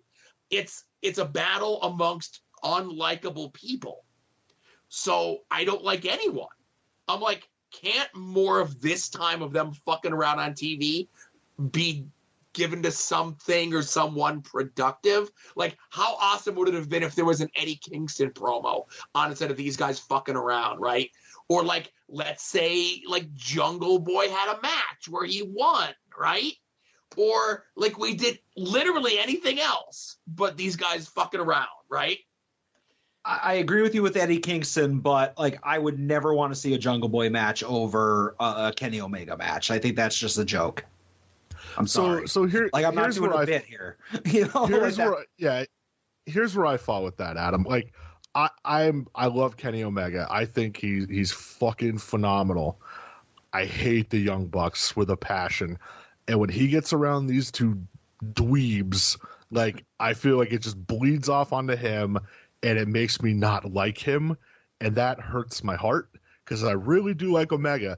And on that New Japan Stardom show from Sunday, the video played he's coming back to New Japan and he's on Wrestle Kingdom for the U.S. title against Will Ospreay. And I was like, holy shit, I can't wait. This is going to be great. And then watching that last night, I'm going, oh, man, why do you have to do this shit? Yeah. No, I get it. And I'm first to admit, before I started this podcast and before AEW existed, I really liked the Young Bucks. And I'll say it into a microphone. I like the New Japan stuff. I like the Ring of Honor stuff. When we started doing this podcast, not only was I exposed to some behind the scenes stuff, but they also started becoming more unlikable on television. And just kind of things just kind of triggered me the wrong way. But with that being said, I can still enjoy a Young Bucks match and not have it be oh, well, I don't like the way they act on the internet or the way they act in the locker room. I still enjoy the match. And, what they do in the ring, I can still enjoy it. And I'm in the minority on that, but whatever. It is what it is. And I don't hold it against Kenny Omega. Again, I would 100 times out of 100, I would rather watch a Kenny Omega match over Jungle Boy, Yeah, it's interesting. So you're saying that Joe is a bad influence on you, the way the Young Bucks are a bad influence on Kenny. Joe has exposed me to the dark side of the ring, if you will. Kenny, for me, he's not a guy I love. I acknowledge how good he is in the ring. I acknowledge his great matches with Okada and other people. Who do I think's better? I think even Brett would agree that Okada's better.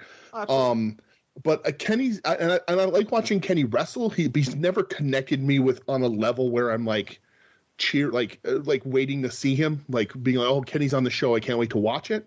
And him Ospreay, I'm not going to get into on the show. That's but I will say that Kenny physically in this match looked closest to Kenny of 2 or 3 years ago than we've seen in AEW. He physically, this suspension time off has done really well for him. I think he was moving quicker. He had a bit of his snap back and sort of looked healthier and more like the Kenny Omega that we were promised we were getting when AEW started, as opposed to because we've kind of only gotten like one-armed cupping all the time Kenny for the last 3 years because how hard he was working. So yeah, and Kenny Omega, don't get me wrong, he does not tell stories in the ring. You know, you look at Eddie Kingston, you know, or like a lot of other people, you know, Christian or whatever. There's Moxley, even MJF. They'll tell a story in the ring. Kenny Omega doesn't tell a story. Kenny Omega just does high spots and does really good wrestling, but there's no story in there where you're like, man, I want to see him, you know, overcome the odds and, you know, get this win. Like, they're obviously painting a picture where the Elite is going to be behind in this best of 7. They're down 0-2. Who knows? They might be down 0-3 before the Elite does the comeback. None of that storytelling, as I use air quotes, is meaningful. So that is a kind of a detriment to Kenny Omega and the Bucks. You're just here for the wrestling, you know, and that I think that's one of the things that Kenny Omega will never be, in my eyes, like a top guy, because you don't care about the character or the person. You just care about the match itself, if that makes any sense. Yeah, I think it does. All right. And I would take a Kenny Omega match over a Jungle Boy match. Not that I'm burying Jungle Boy at all. No, not at all. Kenny's a proven commodity a little better. That's all. Yeah, absolutely. Again, Jungle Boy's very entertaining, but in maybe 5 years from now, that'll flip-flop. But right now, Christian's the best part of that entire Jungle Boy Luchasaurus storyline. You know, I'm not paying to see Jungle Boy matches, even though the cage match was pretty good. But Kenny Omega, when he's wrestling, I'm going to watch that. I'm not going to look at my phone. And I'll just say this, you know, you mentioned Christian, whether it be in the Jungle Boy feud or otherwise, but Kenny's program that he had with Christian was the most invested I was in with Kenny as a character, and that was because Christian was doing a ton of the heavy lifting. You know, you could split hairs and say, oh, it was over the Impact title, who cares? But, like, it was at least a coherent storyline, and there was reasons for things to be happening, you know? Yeah, and when Omega and Christian had the TNA belt, it actually meant something. You know, right. So it's like, yeah, you could be like, oh, it's the Impact title, but it was presented as a legitimate title that like good wrestlers go for and not Moose, you know? Yeah. So sorry, go ahead, Joe. I was going to say, because I got one more thing that's not AEW to talk about. Okay, I have 2 things about AEW to bring up still. Go One ahead. of them being the main event. But the other thing, I'm going to say something that I think has never been said on this podcast. I'm going to even dare to say on the soon-to-be-named network as a whole. Never been uttered. Good on Jake Hager. Oh. He really pulled his own weight and hung in there with the comedy hat stuff against Orange Cassidy. Who knew it would take a purple hat to get him over? You know, I didn't even really like the hat stuff until this, and it's granted it's Orange Cassidy, but like just the fact that he was able to keep up and didn't actively sabotage that match.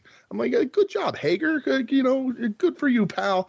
I'm never gonna say that again, but I was like, man, he's really being funny and holding his own. I really liked that match, and I thought Hager did a good job. yeah, I think it was a perfectly fine match. Like, I agree. Hager, normally when he comes out, you're just like, all right, I'm fast forwarding if I have time to, or I'm stepping out, grabbing something to drink. Obviously with Orange Cassidy being in the match, I'm like, all right, well, I'm going to watch this. And I wasn't disappointed, you know? So I think that was the first Jake Hager match I actually watched from start to finish, other than maybe his Octagon match with Wardlow, because that was a car crash. You know, he couldn't look away. But I agree. Like, I don't want to ever say that I look forward to anything Jake Hager related because he's a piece of shit. But like, Yeah, you put a I'm purple never hat again. on him. Yeah, you put a Right. purple hat on him. Like all of a sudden, I'm like, all right, I'll pay attention at least. And the last thing, I was gonna say, I and- just want to throw in, call it a hunch. I don't have any information on this, but are you telling me a comedy match with spots worked around hats with tons of people on the outside, including Chuck Taylor and 3.0? I have a feeling I know who agented that match, who kind of put the structure of that match together.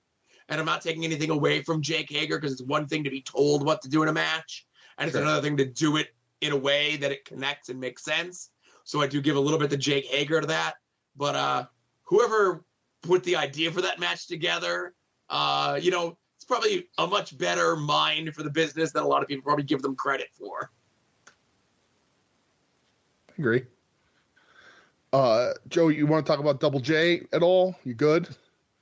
I was shocked to see Double J on TV again this week. I thought after he retired Sting this past Saturday at the pay-per-view, Sting's last match, we had people in the section that were right alongside. They were all chanting Double J, Double J. The whole section. It's was. true.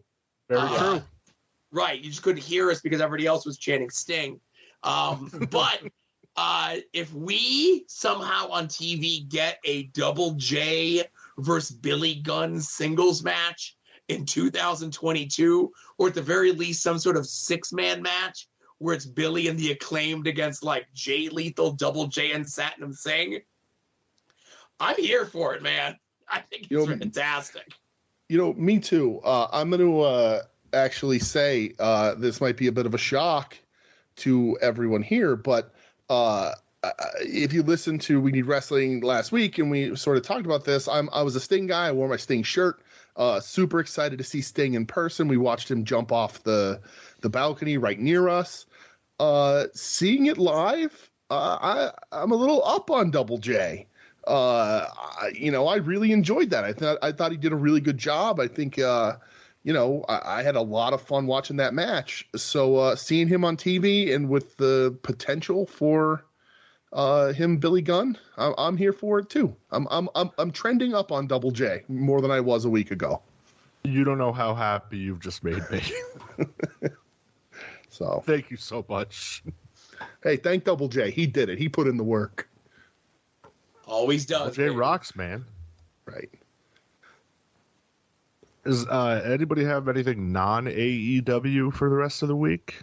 I do. All right, because I have one thing non-AEW. All right. You it go ahead. was- I'm going to save mine for last. Yeah. So it was the New Japan Stardom. They had their first ever crossover show. It was a pay-per-view on New Japan World. The main event was for the crowning of the inaugural IWGP Women's Championship, which, if you follow the history of Japanese wrestling, that's a pretty big fucking deal that they're doing it. The main event was Mayu Iwatani. So she's if you were to have a Three Musketeers of Stardom, it'd be like her, Io Shirai, and her opponent in this match, which was Kairi Sane. This match was fucking killer. If you can go out of your way to watch it, you should go watch it. It was brutal, and they beat the shit out of each other. And it capped off a pretty cool 2 days for women's wrestling with the Hayter and Toni Storm match the night before. So it was pretty cool. I think DJ watched this too. I did. This was the only thing that I watched. I thought it was great. Kairi Sane, you guys know her. She was the pirate lady in the WWE for a bit. This match was very good. Kairi does something that I wish, and I'm going to tie this back to Eddie Kingston. So Kairi does the spinning back fists, right? She crushes people with them. And Eddie does most of the time, but you can tell when Eddie's in the ring with somebody who doesn't want to eat an uncontrolled fist to the face. So he goes a little lower or doesn't snap it around as hard. Poor Mayu did not get that opportunity. Kairi Sane murdered her with the spinning back fists a minimum 6 times in this match. It was a really good match. It's super cool to see New Japan crossing over with Stardom. It's the first time, New Japan doesn't have women on their cards. And so this was a nice crossover event, and hopefully they can start to, they get some heat for people consider it maybe not modern or whatever. And not having women's matches featured on the card, and I think they're trying to test those waters, and I think it's a really good idea, especially with how hot Stardom is. They're easily the 1 and 2 company in Japan, so it's really cool to see them working together with something that was sort of unprecedented for the last 50 years of Japanese wrestling. So yeah. And I mean, obviously, I watched the show as well, and I agree with everything you guys said, but I just don't want to throw anything else out there because obviously I can't say it any better than you guys did. Right. I mean, we know that you're the I appreciate that, Adam. Yeah. Again, I don't want to steal your spotlight on that. I like to feel as though I have a pretty diverse list of people that I follow on social media. And I would say that there was a lot of discussion. I was seeing tons of discussion about this on the timeline. And if this is the thing that gets people involved in Japanese wrestling, if this is the thing that gets people involved in New Japan, if this is the thing that gets people involved in Stardom, with however that crossover touches you, I'm okay with how you come into being a fan of professional wrestling. Your path is not the same as mine or Brett's or DJ's or Adam's. But as long as we're all on the same road together and we're not annoying anyone else, welcome aboard. Agreed. Yeah. Agreed. Did Joe, anybody? Oh, I'm sorry, I just throw it. Did anybody happen to watch the Teddy Hart documentary on the cock? I did. I watched it the other night. I did not get a chance to. I was going to assign it to Adam for homework. But go ahead. No, I mean, I won't get too in depth on it, unless Brett wants to, but I did watch it. It's only 3 episodes, an hour apiece. And I'll admit that just about everything I know from about Teddy Hart, I learned from Pod Van Dam. So there's a lot of stuff in here that I didn't know. And obviously, I saw Teddy Hart at the Orange Cassidy GCW WrestleMania weekend show, and I've never seen Teddy Hart in person or at an indie show other than that. So I didn't know a lot of the stuff, and man, is he a fucking psychopath and allegedly probably a killer, or at least an accomplice to a killer, allegedly.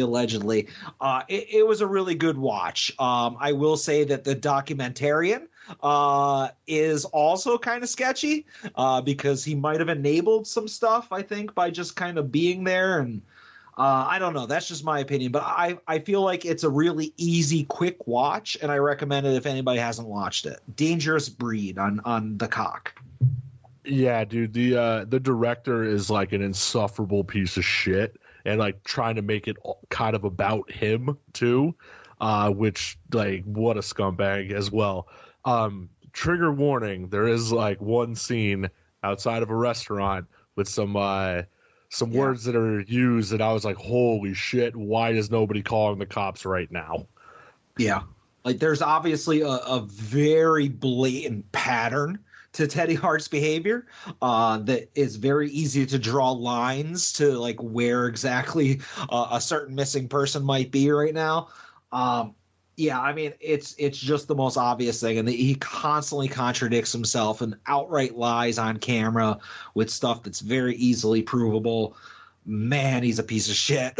And it was a very enjoyable watch, And he's booked for a Frank Goodman show in Florida in a couple months. Oh, what a shocker. That's going to be a very interesting thing to see how that all pans out, I just wish, I wish this was on Netflix or something like that, because I feel like if it was on Netflix, it could have gotten the Tiger King push, and it being on the cock, if you're not a wrestling fan, you're not going to see this. Like, if it was on Netflix, casuals would have picked it up, and I feel like that would have hurt where it was released. It's hurting its exposure. Like, I think a lot more people seeing this would have been helpful with him not getting booked or possibly, the missing person case having more exposure. I don't know. This could have been shown on free TV and everyone in America was mandatorily forced to watch it. He would still get bookings on the indies. It doesn't matter. I get it. Yeah. And they did a great job of the wrestling school, Team Dojo or whatever. Team Vision Dojo, yeah. Jason Rance. Oh, they did a great job putting over They that. cover wrestling that school. too. Yep. There's a talking head interview with Jason Rance, and it's the way that they framed it up. They're like, oh yeah, this guy definitely a piece of shit. Here's the interview. Yeah, and they're like, here's some footage of some like custom wrestling matches that are featuring people in banana hammocks and certain manipulation of that area. And then like Jason Rance would be like, oh, if you want to see this person against this person, just that's all it is. There's nothing sexual about it. And it was very a great burial of that. That's probably the only thing in the documentary that like was like, all right, good on you, documentarian. Wow. But I definitely recommend it. Like I said, 3 1-hour or less episodes, like maybe 50 minutes. Very quick watch. Yeah, Plus, there was the go fact, out of your way to watch it. yeah, and there was people paying Teddy Hart $2,000 a month to go to his wrestling school, the new Hart Dungeon or Hart Dungeon 2.0. And like before you can get in the ring, you had to take care of his cats, because if you can't take care of his cats, he won't trust you in the ring. So people were paying him $2,000 a month for them to basically be young boys in Teddy Hart's house and like clean up and bring him drinks and stuff like that. And the ring was just this fucking tiny little like 5 foot by 5 foot thing in his backyard. It was hilarious. Woof. I'll get around to it. I know the guy was like filming Teddy for like 10 years. Yeah. That's They didn't have footage of him showing up unannounced to an independent promotion that may no longer be running. And the biggest person on the roster was tasked to sit in the locker room and just keep an eye on Teddy to make sure he didn't steal anything. No, I was hoping that they'd have like, oh, he showed up at this indie show and all the boys fucking kicked him out. Nothing like that. Mm-hmm. Yeah, they didn't have anybody jump in a picture with him either and then say, oh, I didn't know who it was afterwards. Picture I have with Teddy Hart is from 2004. The statute of limitations is, or whoever that is in that picture I posted the other day. Could be anyone. Yeah. He's not wearing a hat, so it's not me. Oh, definitely not. But so lastly, I just want to mention, we were talking before about, 97, The Rock and Stone Cold. We're talking about today, Kenny Omega and stuff like that. You're talking about people that are stars and superstars. And, how do you know someone's a big deal in professional wrestling when they're all over TV? And I don't mean like one segment. I don't mean 2 segments. I don't mean 3 segments. I say 4 segments. Adam, I don't know if you watched SmackDown this past week. I did not. So you didn't see the multi-million-dollar megastar from Hagerstown, Maryland, LA Knight, and I did the point as well, dominate the show. He comes out. He runs down Bray Wyatt. He slaps Bray Wyatt in the face twice, gives him the 2-for-1 special. Then he's in another backstage segment. And then he's in another backstage segment where he goes over on Uncle Howdy. He's the biggest star in the world, LA Knight, as far as I'm concerned, of the 9 minutes I watched of SmackDown this week. I still have SmackDown on my DVR, so I'll give that a shot. That does sound completely plausible that they built the show around him. At least, like I said, I watched 9 minutes of SmackDown. It was all LA Knight stuff. So as far as I know, he's the biggest star in the world, right? Now, let me ask you a question, Joe. When he beats Bray and just kind of squashes this whole new Bray Wyatt persona, and right. like Bray has to go away and learn a new hold. Send him back to control your narrative, sure. Exactly. Is LA Knight going to be the guy that takes down Roman Reigns? Ooh. I know it makes sense for it to happen, but, you got guys like Sammy, you got guys like they're building up a match with Kevin Owens. I'm not going to say LA Knight's going to be the guy that beats Roman. I'm going to say LA Knight's going to be the guy that beats the guy that beats Roman. So when Cody beats Roman at WrestleMania this year, the next night on Raw is when LA Knight beats Cody. Like maybe LA Knight gets the Money in the Bank or something like that, and cashes in. Yeah, dummy. Isn't that what he says? Is that his catchphrase? Yep. All right. So is there anything else anybody wants to talk about? It's been a huge show already. There's so much more. We got so much to move on to. I just want to say this is such a big show that we didn't even talk about that Chris Jericho had a legitimate 5-star match on Wednesday night against Tomohiro Ishii. Just go watch it. I don't even want to talk about it. Legit 5 stars. Jericho's best match in a long, long time. But that's it. Yeah, when I was watching, I think it was when they did the match announcement on the pay-per-view. Was when they first said that Ishii was wrestling Jericho. One of the guys in the room said that, you know what, that guy, they didn't say Ishii, but that guy, he looks like a pit bull. And I was like, you know what? It's good you happen to say that because he's the Stone Pit Bull. You know? But, if you like nipple blood, I have the match for you. Nipple blood. I don't understand. Like, Jericho has like such strong defined pecs. Like, the fact that Ishii was able to slap the shit out of them until he drew blood. I've never seen somebody fucking bleed that much from the chest. That was crazy. Chris Jericho's boobies love this business. That's all I have to say.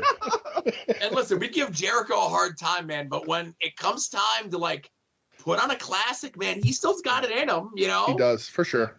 And I fucking love the Lion Tamer into the Walls of Jericho into the Lion Tamer transition. Like, I don't know why, but I popped for that, you know? Yeah. It was really great. I think on the Dooge has to add to the Dooge scale, like, obviously, like, if it takes place in the Tokyo Dome, it's automatic. You're starting at 7 stars. If the finish is a roll-up, that's plus 2 stars. But anytime Jericho does the OG Lion Tamer in a match, that's got to add at least like 1 or 2 stars on the match. It's one of my favorite things in wrestling. When he does it for real, the way I remember, the way it's supposed to be done, nothing makes me happier. Yeah, I'll never forget, was it on when like Jericho showed up on one of the Tough Enoughs? And like he had already on TV transitioned to doing it just as a regular Boston Crab because he was already at the top of the card, and he's not going to fucking do that to The Rock or Stone Cold or Triple H or anything else like that. And like he puts the old school knee on the back of the head Lion Tamer on one of the Tough Enough kids, and I'm just like, oh, that's fantastic. Yep, absolutely. Yeah. All right, we talked about this week that passed. We talked about almost 40 years ago. Let's talk about this weekend. It's Sami Zayn's kicking down to the ring. It's Kofi Kingston doing his thing. Ruby Soho on the show. Bryan Danielson. No. Is it the big dog's yard? Let's find out. Does Joe know the card? Again, it might be the fact that I'm about to hit my 5th beer, but that pops me every fucking time. So, guys, I don't know if you know this or not, but the WWE has a pay-per-view this weekend called Survivor Series. Joe, there are 5 announced matches for this pay-per-view. Do you know the card? Luckily, I have 2 lifelines that can help me out here. There are one lifeline. I have no idea. Oh, okay. There are 2 War Games matches, correct? Yes. Okay. One of the War Games matches is the Bloodline, which is Roman, Jimmy, Jay, Solo, and Sammy. Yep. Against the Brawlin' Brutes, Drew McIntyre and Kevin Owens. That is correct. And then there's the women's one, which the heel team is Bayley, Io, Nikki Storm, Rhea Ripley, and Dakota Kai. Yeah, I don't know who Nikki Storm is, but Nikki Cross. Nikki Cross? All right, sorry. And then the babyface side is Alexa Bliss. Yeah. Asuka, Bianca, a mystery person who we're going to find out who it is on Friday, and Mia Yim. That is correct. You're 2 for 2. Okay. So the mystery person's going to end up being Becky Lynch, right? We all agree on that? I saw the meme online. I thought it was going to be CM Punk. Oh, Jesus Christ.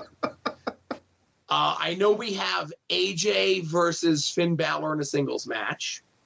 Yeah. Did they officially announce LA Knight versus Bray Wyatt? Oh, I wish, but no, they have not. Okay, that's all I know for the show then. Oh, all right. Ronda Rousey's being fed somebody, and you want to take a guess as far as who the person who hasn't been on TV in months is going to get fed to Ronda? Okay, now that you say it, I know. DJ and Brett, do you want to even guess who Ronda could be taking on at Survivor Series? I it know Dana the Brooke? answer. Oh, I wish. I wish. God damn it. I know the answer, but let's All right. let's let DJ guess. I just did. Dana Brooke. I have no idea. It's Oh, Shotzi. Yeah, well, shit. Oh, really?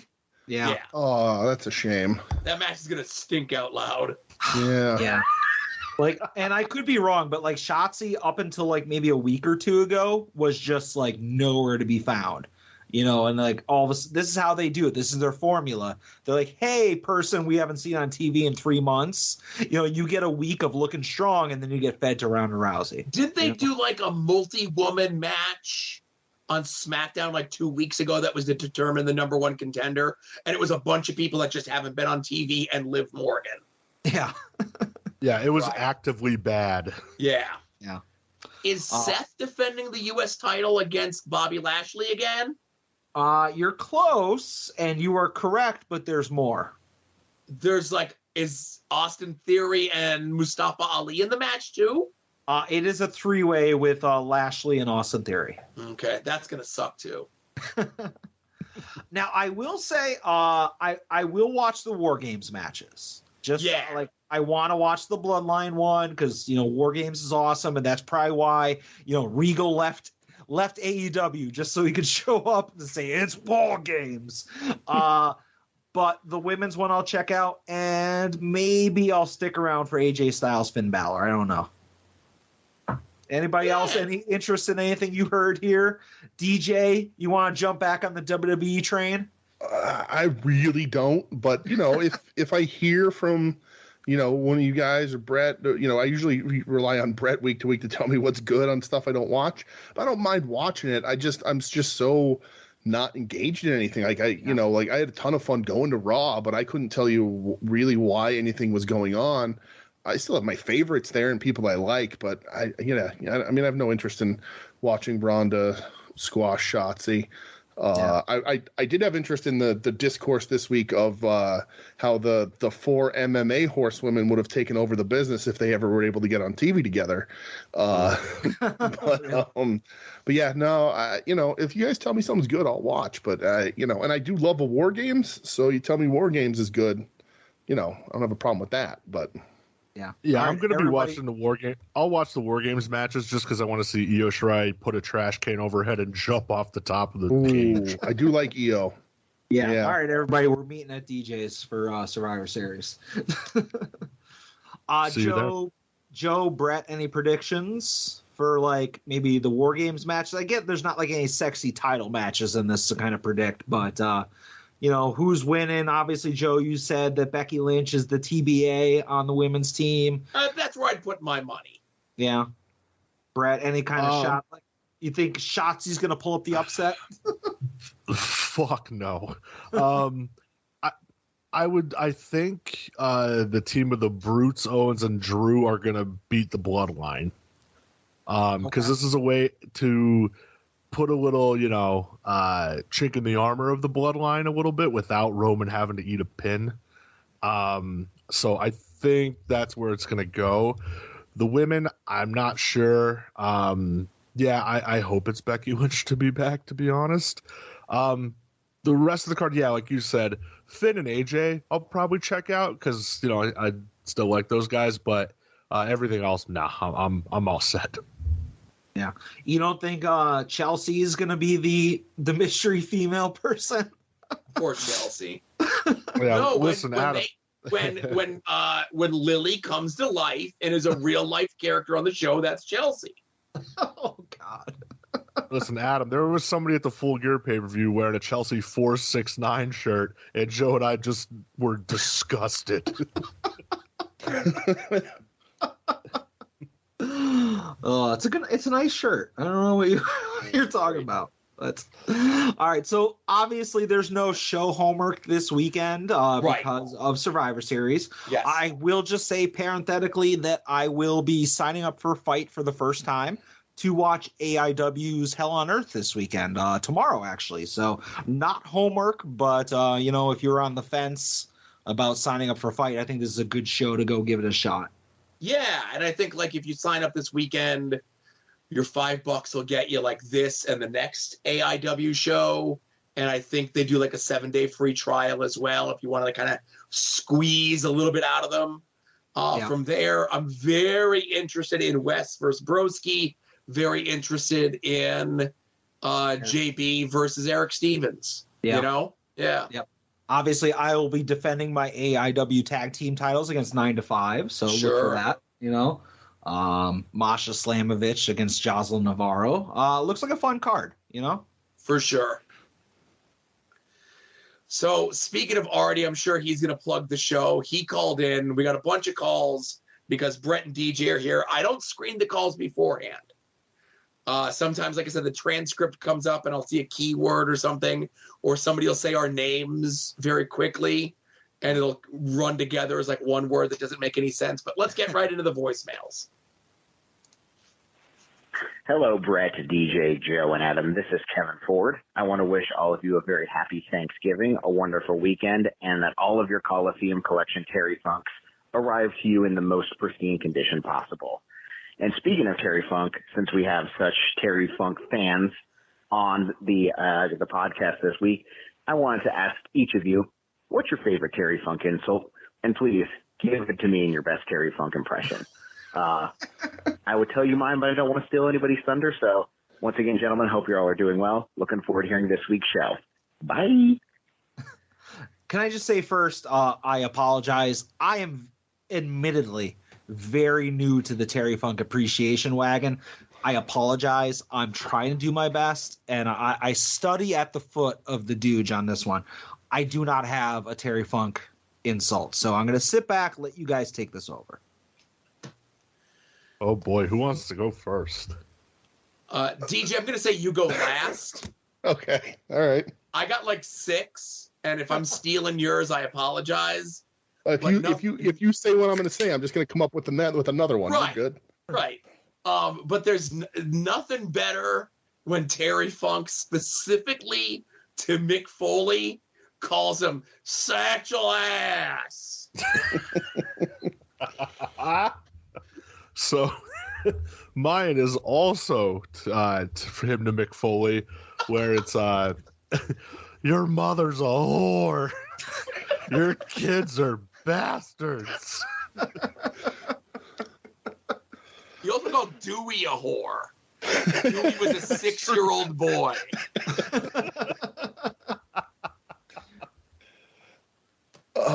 So neither of you guys stole mine. Where to begin? Listen, I always over-elaborate when it comes to Terry Funk. The way he manages to call Ric Flair a jackass is a very special use of that word. But my all-time favorite Terry Funk insult is from probably my all-time favorite Terry Funk promo, which is the against Jerry Lawler, true Florida cracker promo where I talked about this on Final Wrestling Place when I was on there with Mr. Tim. He pours motor oil over his head, a 5-pound bag of dirty dirt, and that's exactly what it is, over his head, and is in a shower, and he is just covered in goo. He drank some motor oil, and he did that so that he finally understands what it's like, Jerry Lawler, to be a true Florida cracker. So that's my favorite one. Or Ric Flair has a yellow stripe runs up his back. That's a good one too. My honorable. Oh, go ahead. I was gonna say I'm preferential to Banana Nose Jackass specifically for right. Banana Nose was going to be my honorable mention. Well, and even I don't know if you guys noticed if you looked at your Coliseum things on the bottom of the box it says egg sucking dog. Right. I was Sure gonna say does. because Egg Sucking Dog was like kind of a catch-all, but like that was mostly specifically for Dusty, right? It was, yes. Yeah. Yeah, he had the T-shirt that he had made that said Dusty sucks eggs. But yeah, it just the word jackass out of Terry Funk's mouth is like so much more meaningful than anyone else's. It's really remarkable. Yeah. Now, obviously not weekly purchases because we bought these last week, but how is everybody liking their Coliseum collection figures? Loving it. Beautiful. Completely in love. Yeah, absolutely. Awesome. Completely in love. Anyone listening want a Terry Hulk Hogan with the box and the other box? Hit me up. I'll cut you a deal. I was going to say, and if somebody takes Joe's, you could have mine. I sold my extra, so I passed it on to a good brother. So we're good on that. So I just have my one, and the opportunity's over. But next caller. Hi, Joe, Adam, Brett, and DJ. This is DeWicki. Just calling. I wanted to say happy Thanksgiving. I hope Joe is feeling well. I hope all of you are feeling well. But I really wanted to call because it's this the number I called to leave a question for Tim and Marcus. Because if so, I want to know why it took 3 weeks for Kevin Nash to be inducted into the Good Place Hall of Fame. Yeah. Talk to you guys later. Yeah, because they said, "Oh, we don't want to lead off with the obvious," but I was like, if that's what the people want, you got to give them what they want. Tim and Marcus have a hot ballot, but I don't think they plug it enough. Yeah, that was first ballot, Grand Slam, Slam Dunk Hall of Famer. Come on, boys. But yeah, happy Thanksgiving, obviously to DeWicki and everybody else that calls. Yeah, DeWicki, the spreadsheet keeper for our other podcast, Wings on Wings, really a true asset to the soon-to-be-named network, if I do say so myself. Right, and he's been busy this month because he had the musical that he was in, and he still took time out of his busy schedule to like do all of our nonsense, you know? Yep. Yeah. He hasn't been leaving comments on longboxheroes.com though. Like every Thursday/Friday I go, or Friday/Saturday I go and check, and last couple of weeks there hasn't been anything. I get it, you're a big fucking star now. So I can leave a comment. That's Adam saying that. If something needs to be sacrificed, then that's fine. All right, next call. Next call. Hello, Adam. Hello, Joe. Hello, other guests that are on the show today. The strongest man in all the land today. Just want to wish you all a happy Thanksgiving. Hope you got to stuff your face with some stuffing and turkey and all that hoopla. And hope it was a great holiday for you and your family. So in the tradition of Thanksgiving, there's obviously Survivor Series, which WWE doesn't really do like they used to, especially on Thanksgiving Day.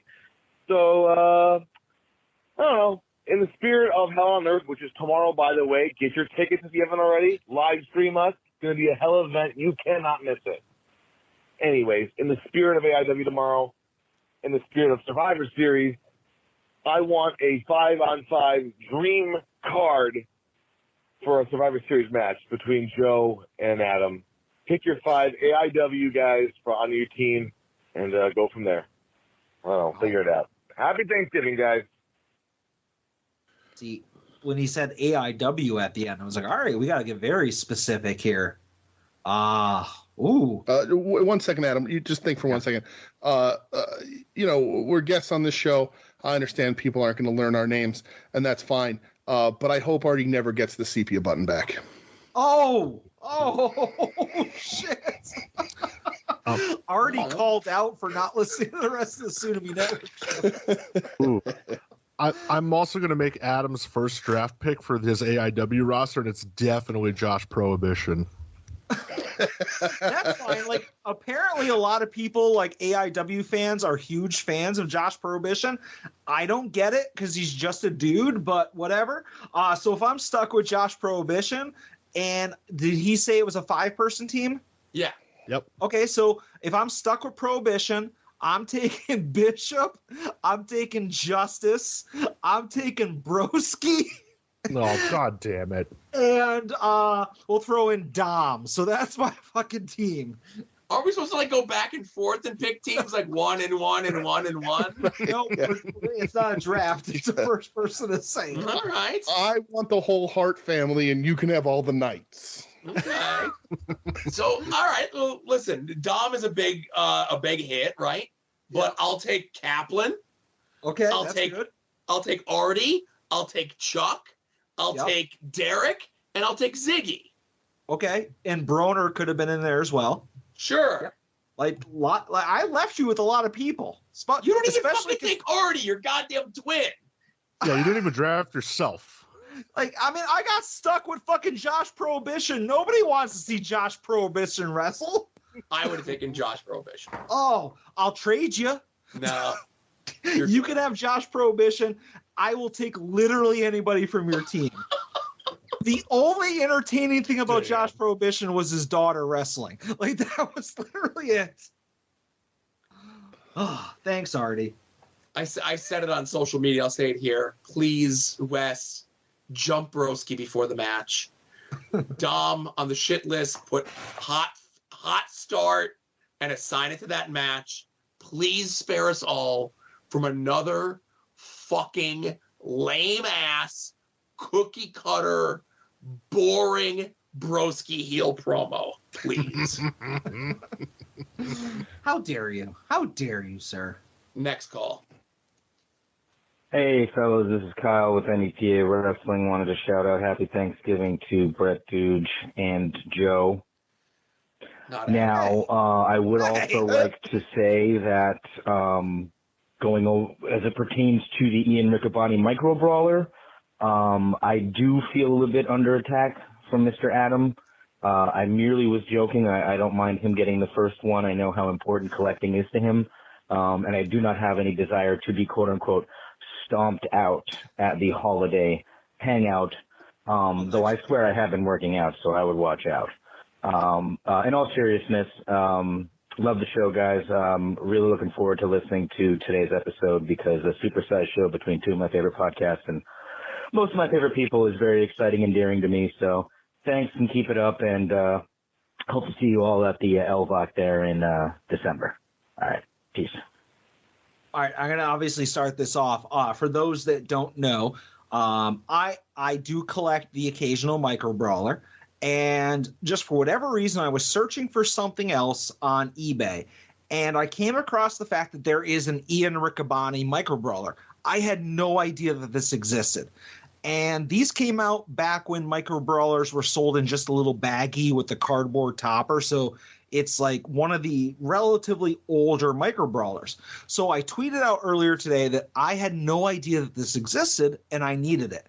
And then immediately Kyle hijacks the fucking post. He's like, I need it too. And somebody else was like, I have one. And Kyle's like, I'll take it. I was like, no, you motherfucker. I claim dibs. So long story short, joke's on you, Kyle. I already made a deal for one. Kenny from the Mystery Men slid into those DMs and hooked me up with one cheap. Spoiler for weekly purchases. I have one. I have one already, you son of a bitch. I will stomp you out. Damn, I must have missed the jingle for All Heat No Heaters. What the hell, Adam? He dares try to stand in my way to get something? Doesn't he know I'm the fucking $100 Vansky? Oh, my goodness. Anyways, Kyle, again, all in good fun. I hope to see you at LVAC. Enjoy getting the second Ian Riccaboni figure that's on the market because the first one's gone. But other than that, I don't know what else he said. But I think these were long gone as of March of this year because Ian was actually pushing them pretty hard on social media for a while. I know before the acquisition of Ring of Honor by AEW, they were still available on Ring of Honor's store. But when Ring of Honor got purchased by AEW and the Ring of Honor store got folded into the AEW store, I think stuff like that may have fallen by the wayside. And Ian is an honorable person, both the fact that he's the Ring of Honor commentator and he's a good human being. He's not the type of sleazebag to find 40 of the Minus couch cushions tomorrow to make an extra buck, you know? Yeah. I'll just say, like, when I found out about these things existing, there's 3 of them on eBay. The cheapest one is $57 or best offer. Mm-hmm. The seller sent me an offer of $50, and I was like, oh, maybe I'll make a counter offer. But, like, again, good on Kenny. He slid in, and he gave me, like, a fucking steal of a price, so thank you. Kenny's a good dude. Absolutely. Next call. Yeah, unlike Kyle. Hi, Joe. Hi, Adam. Hi, DJ. Hi, Brett. Happy Thanksgiving. It's Tim. So, long story short, I recorded something on the super secret voicemail line, but I am not by my computer right now. I'm actually in bed enjoying a fantastic Thanksgiving evening playing Pokemon Scarlet. But I did want to call in. I'm looking forward to hearing what you have to say, and I'm pretty sure you might have already said it before, but I know this time of year, I'm thankful for my polka dots. I'm curious, what in wrestling over the last year are you most thankful for? I will take your answer on the podcast because obviously that's the best place to take it. Love you guys. Kiss your homies. Bye.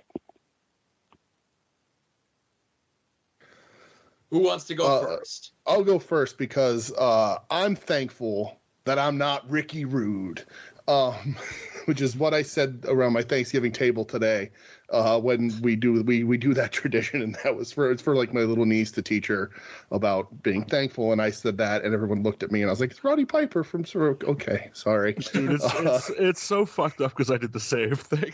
Right, I'm thankful I'm not Ricky Rude. I am super thankful. Very recently, my initial thought was different, but I'm going to say I'm very thankful for all the wrestle hangs we've had over the last 2 months and further back, but the condensed last couple of months. It means a lot to me. I've known, Joe and Brett for a very long time. Joe, one of my oldest friends. Adam, it's been a few years, and it really means a lot to me to be able to do this stuff again. And Joe and I have a lot of history going to shows, and sort of, I've said it on our show, but one of the reasons why I have the taste in wrestling or the exposure to the wrestling that I do is because of him. And I'm super thankful that we got to do these trips and LVAC and, spend time at a diner afterwards and just have a really good time. It means the world to me. It really does. Cool. Brett? Yeah, man. I mean, definitely everything that DJ said. As Joe was to you, you kind of were to me, like taking me to all these shows and shit when I was just like a broke, like little scumbag. So yeah, man. At least you're not broke anymore.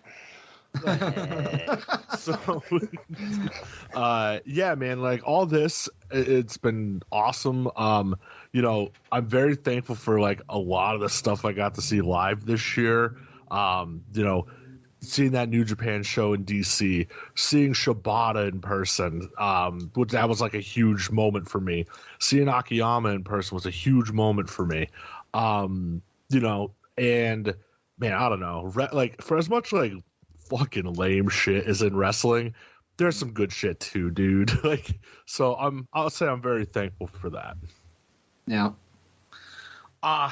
In wrestling, obviously other advancements in women's wrestling gear, I'm thankful for that. But obviously to be real, like Brett mentioned, like just going to like an indie show with your buddies and like having a good time, LVAC, like I'm thankful for the fact that they have like just really fun shows, that you don't have to, know a ton about wrestling about to enjoy, and obviously I'm a dummy when it comes to wrestling, and, just the entire podcast, like as far as At Odds or, We Need Wrestling and Final Wrestling Place and Long Box Heroes, and just the network of people that listen and participate on those podcasts, like the fact that there's like people out there that are like, oh, I'm fans of like Adam. I was like, that blows my mind, and it doesn't make any sense. And like, I'm thankful for anybody that listens to this show and enjoys it, not like in spite of me, but because of me. But yeah, thank you to all those people that like support this show and all the shows in the network. how great would it be if I was able to quote the entire 30 seconds of Ultimate Warrior, what he was thankful for from that promo? He could have saved us all a lot of times that I'm thankful for cocaine and then moved on. You know what? I'm thankful that, whatever, we talked before about how, like, there's people in this business that do not like me, that think I'm too mean. But I am thankful for the friendships that I've formed and still continue to form to this day in professional wrestling, whether it be people on this show, people on TV, people involved with the LVAC, people involved with AIW, people involved with Jerry's Internet Wrestling Emporium, in all walks of life. One of the two constants in my life for as long as I can remember, outside of, your family and whatever that is, but I've always had comic books in my life, but longer than comics has been wrestling. And the fact that something that I watched as a 5-year-old kid is still such a big part of my life today, and that I've been able to meet and know and everything else, so many different people because of it. I would not be the person I am today without professional wrestling. So I'm very thankful for it still being in my life, for the friends that I've made, Yeah. And can I just say, before you play the next thing, I do fully agree with Brett and DJ that if Marcus and Tim want to complain about not being on the the soon-to-be named network Boys Night Out, they just need to move up here. I mean, it's as easy as that. I think it's a perfectly reasonable solution to that problem. Yeah, I mean, the four of us aren't going to move down there to where the two of them are. Right. They can just come up here. It's easy. I have a big yard. They can sleep in a tent outside. That's true. Jesus. Thank you. Next call. Hello, gentlemen. Kevin here. Happy Thanksgiving. Long time no see for all four of you. It was a great weekend last weekend. But I'm sure you talked about that already. So time for a question. And because it's Thanksgiving and I was just around some family, I was thinking about, when Survivor Series used to be on Thanksgiving or when SmackDown was on Thursday. And, of course, my family's big sports, so football was on, multiple TVs this evening. So question for you guys, in your history of watching wrestling and being around family for Thanksgiving, do you have any funny stories of wrestling being on a TV during Thanksgiving and different family members who might not usually watch wrestling questioning it or wondering what's going on, or maybe even being drawn into it? For years, anytime I turned on wrestling at my grandparents during Thanksgiving, my uncles would always ask me the heights and weights of various wrestlers. How tall is this guy? How big is this guy? How much does he weigh? Is that guy really 7 feet tall? Things like that. And I still remember it to this day, and I would usually come prepared with that information. So hope all is well, guys. Can't wait to listen to the show. Bye. So that's right. We all got a chance to see Kevin and Maddie Treats this weekend at the pay-per-view. I met Kevin years and years ago at a Chikara show in the Syracuse area, and we've kind of become friends ever since. And this is my first time seeing him. It was really nice to get a chance to hang out with him and Matt a little bit. They actually came to your house, Adam, yes? Yeah, they paid the $5 suggested donation. They got a toy. Sorry, I'm 5 deep. A tour of the toy room. And then we went out for lunch afterwards. And after we had lunch, I suggested that we go on a fig hunt. So we did not go to Walmart or Target or anything like that, but we went to Monstars Toys, which is the Dixon City, Scranton area toy store. Not a sponsor. Not at all a sponsor. Maddie Treats bought a bunch of things, and Kevin did not because he's a coward. So shame on him. He left empty-handed. But I will tell you a funny story real quick. And again, it was good seeing them. But Maddie Treats brought me a gift, and he was like, "Oh, I'm giving you a Maddie Treats rookie card." And he hands me this card of him as a little leaguer or something like that. And I'm like, "Oh, thank you." And then later on in the day, I'm going obviously to throw it out because I'm like, what the fuck do I need this for? Wow. And it turns out that it was like him as a bat boy for like a minor league baseball team, and it was like a minor league like official card. And I'm like, oh, okay, I might wait a couple weeks before I throw this out. So thank you, Matt. He gave me one as well, and I immediately sent it off to PSA to be graded. Oh, nice. Yes. So that was the first time I ever met Matty, and I currently have his baseball card in my wallet. Yep, I also have them. Jesus Christ. But yeah, no, it was good to finally meet those guys, except for the educator because he never beat anybody, and fuck him. So glad it was just the two people from the House Show podcast that I like. And yeah, next time, Hellions, bring some money if we're gonna go toy hunting. Oh Jesus! But as for family, like when you're watching wrestling, whether it be on Thanksgiving or otherwise, at most times when I was watching it, it was usually a remark of "You're still watching this shit," and the answer is always. Yeah, I don't think I got Survivor Series a lot, but I think I started buying the pay-per-view when it stopped being on Thanksgiving, if that makes sense. Yeah. So it was never like the Thanksgiving tradition. All of the Thanksgiving Day Survivor Series I watched on like rental. So I have a moment with my family, and it kind of ties into Thanksgiving. I believe it was the Thanksgiving episode of SmackDown. And so my one uncle lives in New York. My family's off doing their thing. I'm sitting in a room by myself watching SmackDown, of course. And The Rock is going along the spread of, the table on the outside. You have your turkey, yams, all this. Gets to his desserts, the apple pie, the cherry pie, the poontang pie. I think I'm 10 years old at the time, so I don't know what a poontang pie is, to which I walk into the living room and I ask my uncle and my grandmother, hey, what's poontang pie?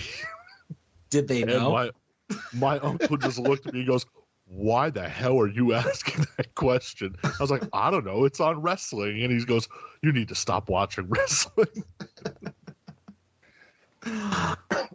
I have one from today. I was watching wrestling today. And Michelle, again, mentioned her a few times, loathes wrestling.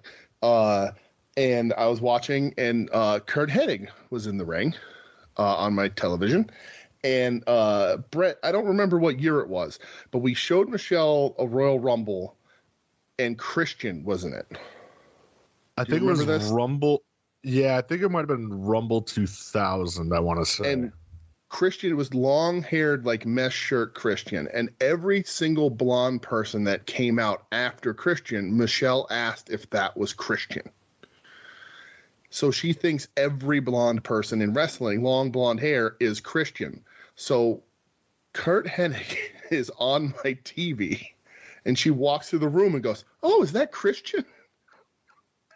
And it's not like a bit. She just thinks everybody's Christian. So that happened today. So every blonde wrestler's Christian in this house.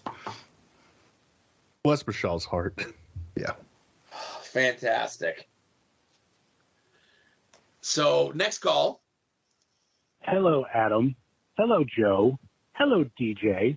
And hello, Brett. This is Justin Summers from Wrestling Cheers. And wait a minute.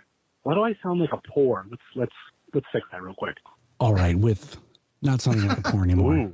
Joe did not like my comments about Spider-Man this week on Wrestling Cheers. For those of you who don't listen, yeah, I'm not a fan. I downright do not like Spider-Man. I don't want to say hate, but as a superhero, I think he sucks, and I think he's a dork. So I now turn the table back to you guys. What are some of your comic book related hot takes or unpopular opinions? It doesn't have to be just comic books.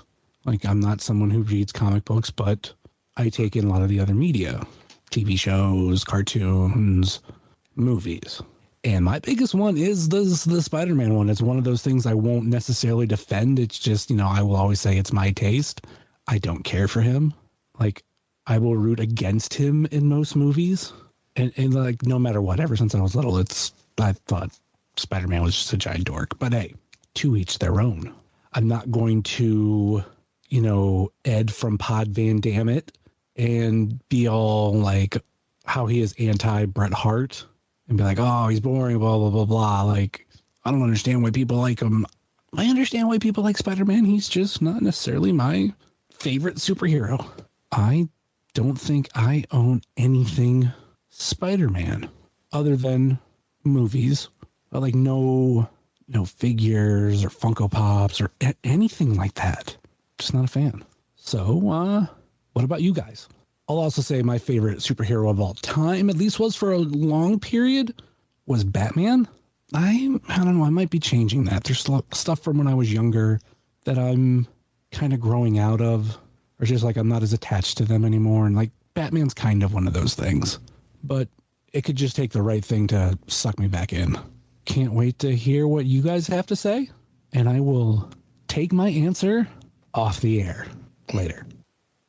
Wow, Summer's immediately getting the heat from Joe. Joe, I think you have to go first on this. He is attacking your boy. I already tweeted at Summers about how wrong he was, but he's not like doing a bit like Ed. He just doesn't like Spider-Man. And I get if you don't like Spider-Man, like that's the most wrong take when it comes to comic books. I think Spider-Man is the most relatable superhero outside of the, radioactive powers and stuff.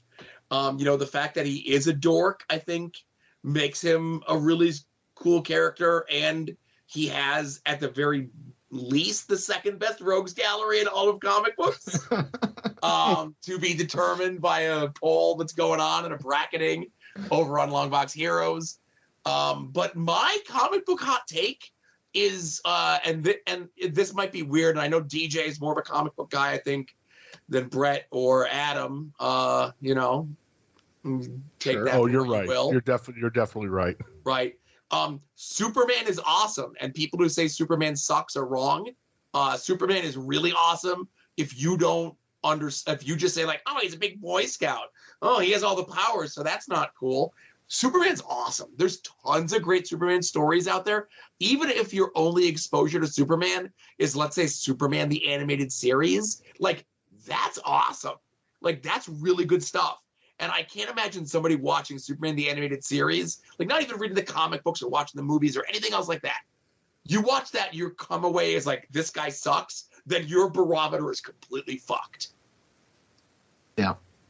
I agree with you. Superman is awesome. Like what you know about Superman came from Superman movies, like I get it. Like that's not cool. Like Superman, like a dark and gritty Superman is not Superman. But Superman the Animated Series is pretty cool. The new CW show, like the Lois and Clark, whatever that's called, like that is, I think, like a really good portrayal of Superman. As far as Spider-Man goes, I do like Spider-Man. I'm not going to put him on the same pedestal that Joe's going to put him on.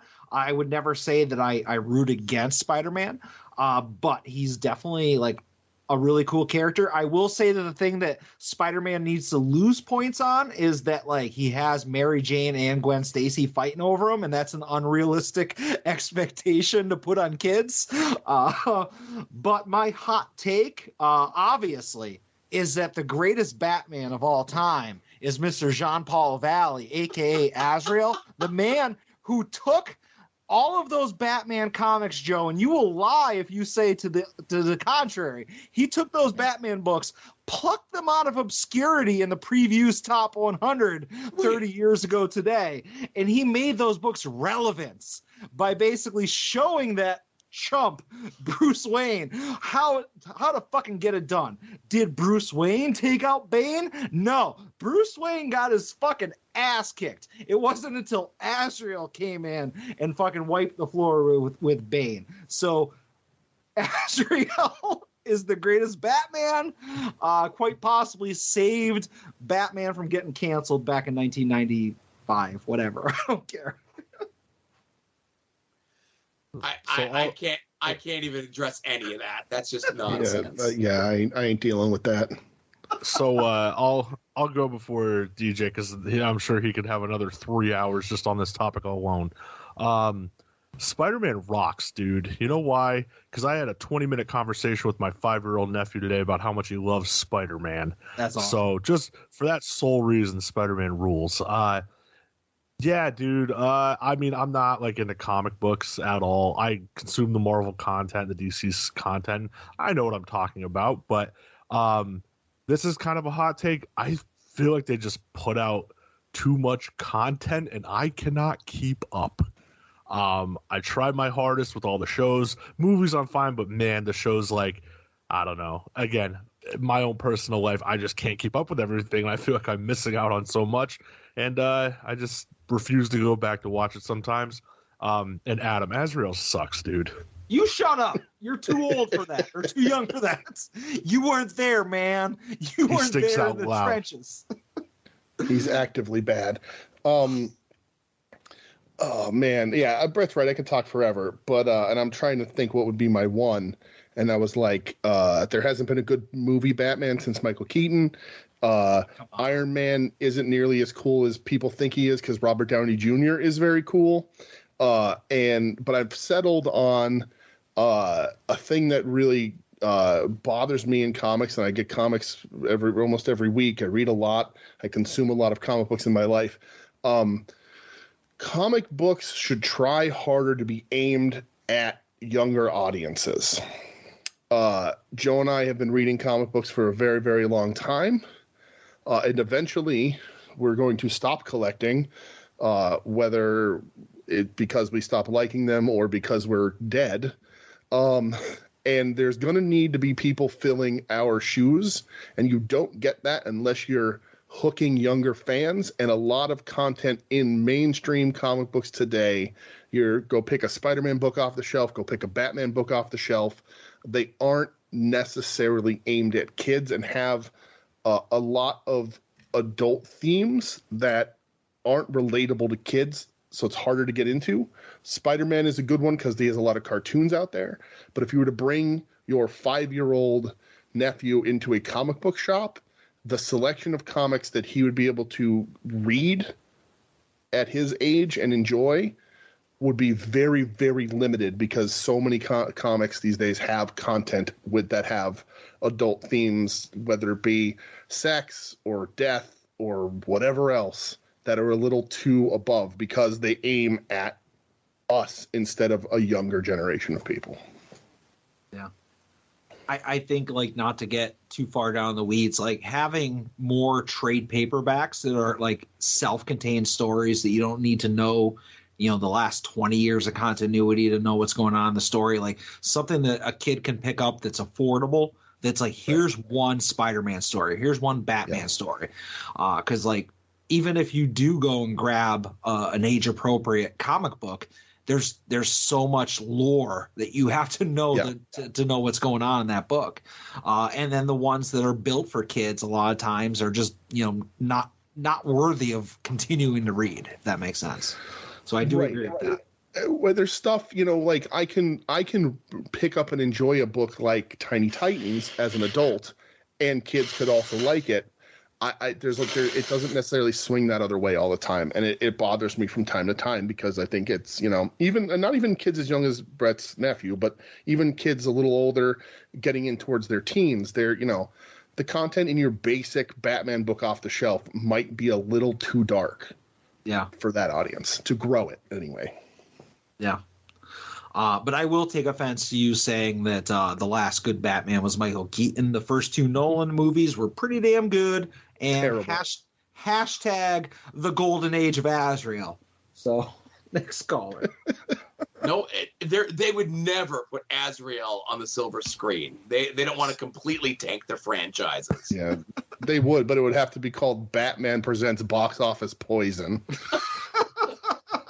Old Azrael himself. All right. So it's pink button time.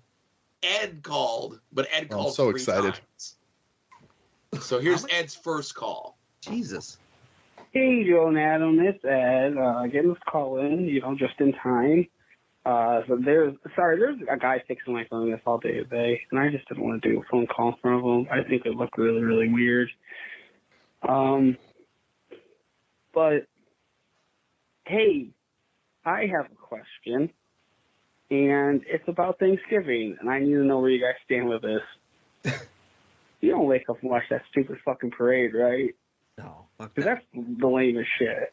That parade's super fucking lame. Really, really lame. I just need to hear that. This is how I'm going to start judging people now, is like whether you watch that dumb fucking parade or not. I can't. You guys are better than that, right? Please tell me so. Tell me that you're not going to wake up in the morning and put on fucking parade. Okay, bye. Now, before you answer Ed's question, Ed's saying, I called in the nick of time. He called in on Wednesday with that call, not realizing what day it was. I just want to say, like, I said before, like, things I'm thankful for. I'm fucking thankful for Ed. Like, Ed's a national treasure, needs to be protected at all costs. I just want to say that. And no, of course I wouldn't watch that fucking parade. That's lame. I think Asa might have been 2 or 3, and we put it on for him to watch to see what he thought of it, and he didn't care. So we're like, all right, kid doesn't care. Like, if you have a kid, you're going to want to watch it maybe because there might be some stuff in there for them. Yeah. But typically, and well, I'll wait till DJ and Brett are done. But no, I'm not a parade guy, Thanksgiving Day parade guy. I was at the Macy's Thanksgiving parade once, and it was miserable. Oh, listen, I was like 6, and it was miserable and raining, and I've hated it ever since. Yeah, I watched wrestling all day. I'm not interested in a parade. We got caught in a parade before AEW when I was pissed off. I watched wrestling all day. So I will say, I think the Macy's Thanksgiving Day parade is for like housewives and weird like pop culture people, because there was a lot of people live tweeting the parade this morning, and I'm like, couldn't you be like live tweeting like literally anything else? But to each their own, you know. Everybody's entry to pop culture is different, you know. Yeah. I mean, now that I'm retired and I can actually enjoy my Thanksgiving, I slept until like noon, and then I turned on football only to find out that the 12 o'clock game wasn't available to me because I have DirecTV. But that's what you do on Thanksgiving, is you watch football until it's time to eat, and then obviously do a podcast. He mispronounced wrestling there, but I get you. Wait, what? All right. I'm to quote Ed, I'm 7 out of 10 drunk, so leave me alone. All right. Next call from Ed. Hey, it's Ed again, and this question, second time. This question is just for Joe and DJ and Brett. If somebody tweeted you and made an incredible joke about having a micro penis, would you simply just like that tweet? Or would you say something back, a little joke back, or you just like it? Because I ain't gonna lie, Adam, but that was a really good joke. And I think you just liked it because Ian Riccaboni was also tagged in it, and you don't want to seem like you like jokes about micro penises in front of your new friend Ian Riccaboni. Bye. All right, I would like the tweet, reply to the tweet, and quote tweet it. So I don't know if I can find it like on such a spot, but basically it was again regarding the micro brawler thing. Ed tweeted something to the effect of, "Would you like my micro brawler?" Which I of course mean as my pee-pee, and I clicked like on it because I was eating dinner. Right. And then like a half hour later, I responded. I was like, "Well, fucking deliver on this promise." And he got big mad that like he fucking didn't get my response before he called in. So I'm sure the next voicemail that I see on the screen will be the response. All right, I'll refrain from answering as we go to Ed's final call from the day. Hey Adam, it's Ed. Yeah, just saw you got back that tweet, and thanks. I shouldn't have got so heated at you. That's on me. It's on me, big guy. All right. Sorry about that. Happy Thanksgiving, everybody. Goodbye. Again, protect Ed at all costs. He's a fucking treasure. I love it. I just think that I was eating dinner as well, and I didn't see it until like all my tweets loaded when I got in the car and everything. Yeah. Because I was like way past Chick-Shinny, where they barely have phone service, let alone internet service. But I think I don't buy that Ed has a micro penis. Ed definitely walks around and carries himself as someone who is at least medium to large penis energy.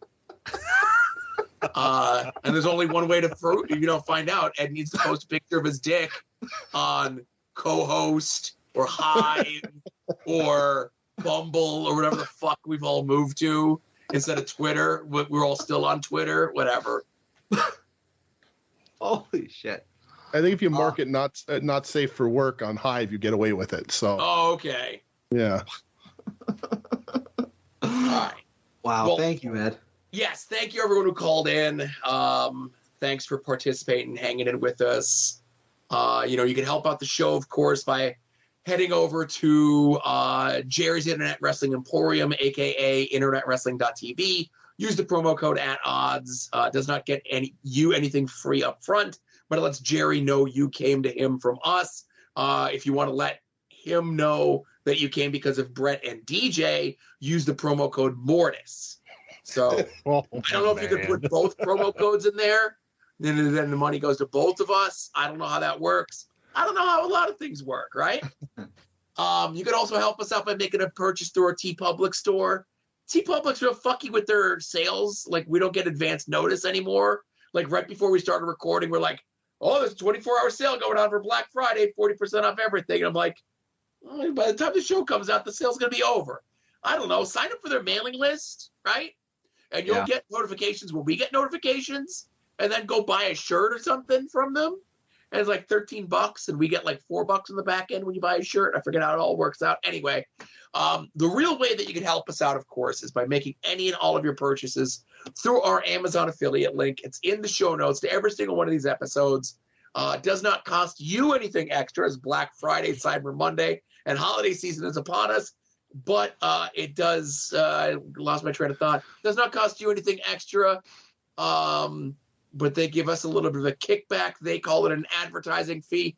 I call it the thing that makes Adam happy at the end of the month when he gets his cut of the fucking money. Brett, take this one. Yeah. There we go. Notable purchases through the Amazon click-through this past week include somebody purchased a Funko Pop Star Wars Mandalorian 4-pack, and they glow in the dark. Oh. Definitely sounds like someone who's not purging their Funko Pops. Not at all. They're on the upswing. And somebody also purchased the Home X round rolling sharpener stone for kitchen hunting and pocket knife. That's more like a you purchase, Joe. Obviously, you didn't do it, but you're a man who carries around a knife at all times. I do carry around multiple knives at all times. And I had to leave them at home when we went to AEW so that I did not have them confiscated from me. But, yeah, thank you for those who use the click-through. Yes, thank you to anyone who made a purchase this week, this month, this year. Every little bit helps. Yes. Obviously, this is the part where I probably do plugs, but Brett and DJ, would you like to take this moment to plug your plethora of podcasts? Sure. So we're on We Need Wrestling every week, Thursday nights, Friday mornings around this time, same as you guys, at We Need Wrestling on Twitter, Instagram, and Hive. Signed up there for the placeholder. I don't think I've posted anything. They don't have like a switch between accounts thing like Twitter does, so get on that, Hive. You can email the show at weneedwrestling@gmail.com. Questions, concerns, praise, whatever you want to give us there. And Brett and I also are two of the hosts of Wings on Wings, a podcast where we watch the 90s sitcom Wings and discuss the episode while eating chicken wings. That's at _Wings on Wings on Twitter. I don't think I made a Hive for that yet. At _Wings on Wings on Instagram, and you can email the show at wingsonwingspodcast@gmail.com. Yeah, absolutely. If you want to get on the Hive train, I saw Joe has a Hive. He hasn't fixed his fucking pictures yet. I'm sure he'll get to that. It won't work for my phone. There's a fix for that, and people told you and you didn't pay any attention. And it didn't work. The fix they told me didn't work. It worked for me. That's you. Yeah, Joe has a hive at Joe Sposto. I have a hive at the Man Adam Van. DJ has a hive at the Dooge. There's also at We Need Wrestling at the Man Adam Van. Brett, did you get a hive yet? I didn't see you. I made a hive. I just didn't advertise it because I made it and I was like, I'll deal with this later. But I think it's at Brett X Edge, if I remember. Is it so? It's the same as your Twitter? Yeah, my Twitter has 570 at the end because somebody that tweeted like 16 years ago had the handle I wanted and I just can't get it, which sucks. But tweet at Elon Musk to get it back. He's supposed to be deleting all those accounts that have been dormant, you know? Ugh. Yeah. So obviously, just like DJ just said, we haven't tweeted anything or I'm sorry, hived anything. What's the fucking verb of hive? Like, did buzz? You haven't buzzed anything? Yeah. We haven't buzzed anything. But if for some reason you wake up tomorrow and Twitter doesn't exist, go check us out at Hive. I will say regarding the username being available and not available, I did when I was signing up for Ad Odds on Hive. I debated trying to get just the @ sign and odds, so like ODDS. And then after like a half hour of debate, I just took Ad Odds Wrestling. And then I didn't even think to look to see if odds was available, but it wasn't. But what I'm getting at, long story short, is I'm 9 out of 10 drunk right now. So listen to these podcasts: Long Box Heroes After Dark, Final Wrestling Place, Porch Talk, Viewer's Choice, WWE War, Wrestling Cheers, Indie Wrestling Guide, Pod Van Dam, The A Show, Wings on Wings, Between the Sheets, If You Catch My Grift, Hit My Music, and We Need Wrestling. I'm happy you got it right this week. Thanks, pal. No problem. I try. All right, now it's time for Adam's favorite part of the show.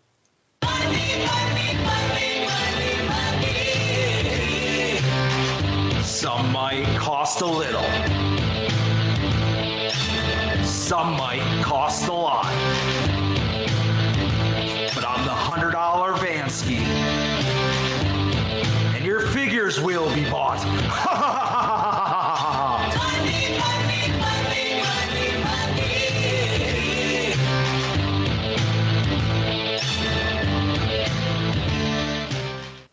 So, in honor of our guests, Brett, DJ, did you buy anything? Yeah, I bought one single thing. I feel like this is the first purchase I made in the major group in a long time. Oh. And thankfully, I bought this before this certain person, put up their super cool, super valuable Black Friday sale. Which I bought this thing cheaper for than what his Black Friday sale is. But I bought a official Wrestling's Heel and Faces Dino Bravo mint on card. Oh, okay. Is that something that you thought about getting back when the pre-orders happened like 5 years ago and just didn't, or did you change your mind since then? I thought about it, but I didn't because I just don't know. But now I gave more thought about my rules for like retro style figures, and if they fell in the years where you could have had a Hasbro, sure, I'm gonna buy it. So that's why I went and got this Dino Bravo. I think it was like 35 shipped or something like that. So, but other than that, no, because I didn't buy anything at the AEW pay-per-view because their lines were 3 million miles long. So that's it for me. Wow. Can I ask you guys, did they have the foam scissors or did you not get close enough to find out? I think they were sold out pretty quick. Yeah. They had a lot at the pay-per-view, but that line was so long that it just wasn't worth waiting. But okay. And they were $25 in case you were wondering. Oh, I would have paid that. So. Well, $25 for one or for a pair? For one. Ooh, I'd still pay it. But that's crazy. I also made a purchase in the Major Toy Boy group this week. Yes. Ooh. Did. So it was pointed out to me earlier in the week because I'm out of the micro brawler game, right? I'm done. No more micro brawlers for me. However, I guess the one that was in the Pro Wrestling Crate was Double J, specifically Double J in like the 93, 94 WWF gear, right?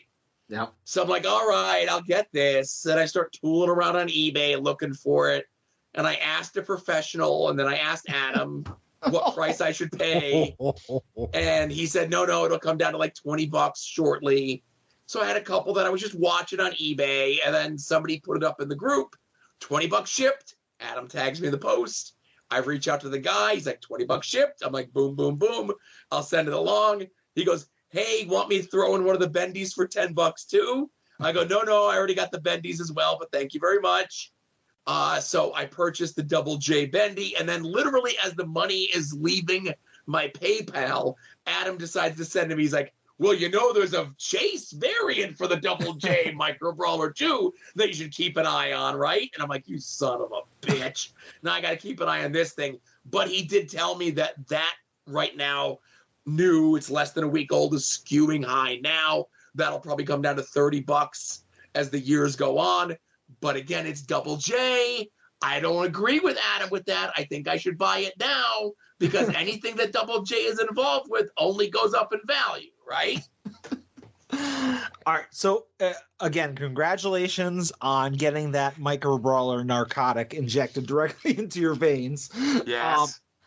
I just want to just make sure, because maybe some people are in like a loud environment. They don't have their headphones in. Maybe they're in their car and there's like the heat or the air conditioning is blowing. So who exactly prevented you from overpaying for that Micro Brawler? No, you didn't. So Adam did. I went to Adam and I asked him for advice, and I'm like, what? You went to me and not Fig Daddy Cool? Well, Fig Daddy Cool no sold me on me tagging him in the Terry Tuesday purchase. Okay. So not that he'll ever hear this. Yeah. So as far as he knows, I'm still a fan. And then, if I may, who gave you the heads up that one was available at a really good price? Was that me or was that Fig Daddy Cool? It was you. I said it was you. Okay. Maybe I just misheard. I misheard because it seems to be that I was the one that facilitated this whole thing, and Fig Daddy Cool might actually just be a fraud. Is that possible? Can't he be both Fig Daddy Cool and a fraud? I will accept that. But no, so I have a couple more purchases, but I know Adam has about 40. DJ, do you have any? I do. The first one I purchased from Entertainment Earth, Toxic Crusader Ultimates Radioactive Red Rage Toxie 7-inch action figure. May or may not have been mentioned in the group. Right. May I stop you there? Was it Fig Daddy Cool that brought that to the attention of the group? or was that me? Because I'm confused. I don't recall. Oh. But it was a cool price of $16.10 after taxes and free shipping. So I love the Toxic Crusaders. I wasn't going to pay a lot of money for these. This is perfect for me. So that's awesome. And the other thing, dare I say, I pulled a Vansky. And while we were talking, I made a purchase. Whoa. I purchased a 1982 PWE Wrestling All-Stars Terry Funk rookie card. Holy shit. Nice. Hey, we have the group chat between the four of us. Can you put that in the group chat so I can take a look at that? Sure. It's not in the best condition. I sadly, weeks ago, I'm not a card guy, passed up on a bunch of really nice ones that weren't graded, and now they're just all graded and like skyrocketing in price. So I just picked this one up just to have it. It's Terry Funk. That's my guy. I don't know that I'll ever send it off to get graded. It's raw. It's got some you could see some flaws, but I'm perfectly happy with paying $20 for it like I did. I've been looking at it for a while. I'm not interested in any other Terry Funk cards, but his rookie card felt important. So I picked that up. So, I'll send it over. Yeah, send that over. I want to see that because I saw in the group somebody posted, like, obviously I know it's not his rookie card, but somebody posted like a Japanese BBM card from like 94, 95. Okay. And I was like, oh, that looks fucking cool. But I was like, there's no way this is like the earliest Terry Funk, because I knew there had to be something fucking crazy from the 80s. He has a really old one that came with the Poppy Poppy action figure, which is expensive and rare. And then there's a lot of Japanese cards that were like cut out of magazines of his. But I'm pretty sure this is considered his rookie card from 82. No, that's awesome. Like I've never seen that before. So send that over. I'll check that out. Sure thing. So normally, like during Black Friday, working in importing and exporting, I'm way too busy to just spend like hours on Twitter and like looking for deals. Now that I'm retired, that's not the problem. So I bought a lot. I bought a lot of stuff. So obviously we're in the year of financial irresponsibility. And I'll go quick on some of the lower ones, but I bought the video game Portal 2 on Steam. I was talking to some folks on the internet about playing it. It was $15 normally. Steam had it on sale for $1 today, so I had to pick that up. I had it on the Xbox 360. I need it on a computer so I can download some of the mods and fan expansions, yada yada. But $15 down to $1, I'll buy that any day. The first wrestling related thing I got, Pro Wrestling Tees, speaking of micro brawlers, put the Bryan Danielson micro brawler up for pre-order, and it was one of those things where it was like a 2-week pre-order, but if you waited until Wednesday or whatever, you got it for 25% off. So I ordered that, fingers crossed for a chase. And also I mentioned before that while I was at Pandora's Box, I made a purchase, and I'm putting this in actually in the group chat. But for those who listen to the pod, I've been buying a lot of carrying cases lately, both at Toy Hio and at RetroCon.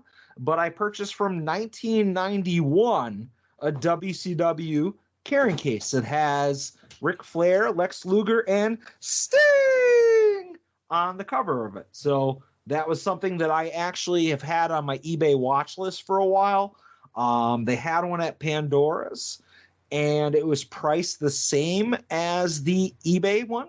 But again, because I'm not Fig Daddy cool, I know how to effectively spend my money. So I went up and I asked for a little bit of a deal ski, and I got it. So happy to add that to my collector's case collection.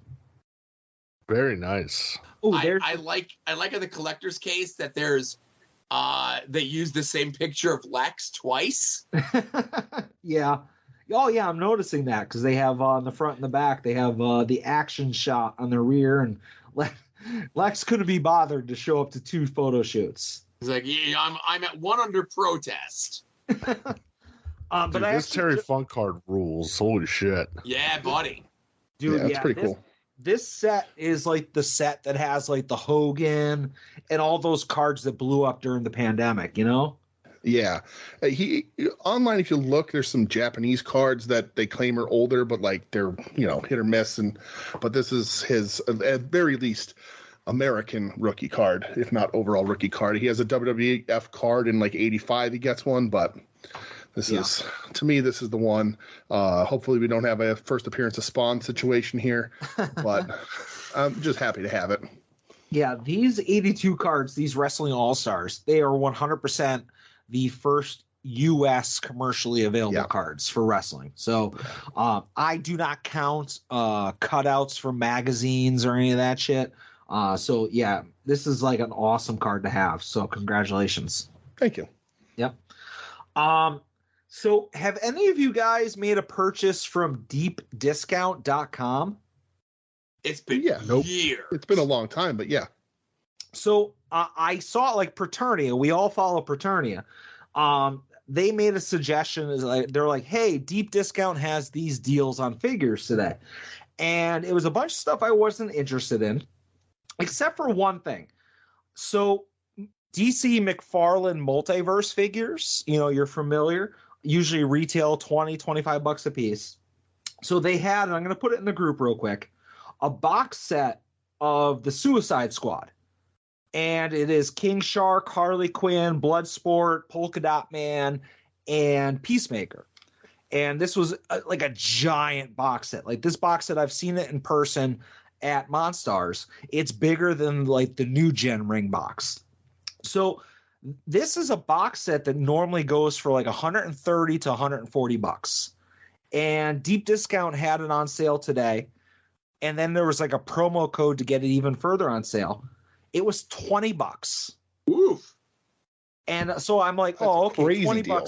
Yeah, $20. They're going to fuck me on shipping though, because this thing is giant, right? $2 shipping. Whoa.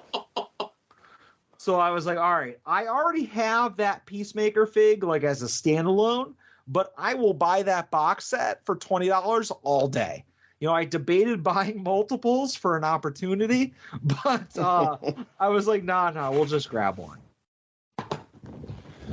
So obviously you just got it today, or you just did it today, so you don't know, like you didn't get a shipping confirmation or nothing on it yet? No, not yet. So like I've never done business with Deep Discount. Who knows if they'll actually send it or what the condition will be, but I did it with PayPal, so worst case scenario, you do what you got to do with PayPal.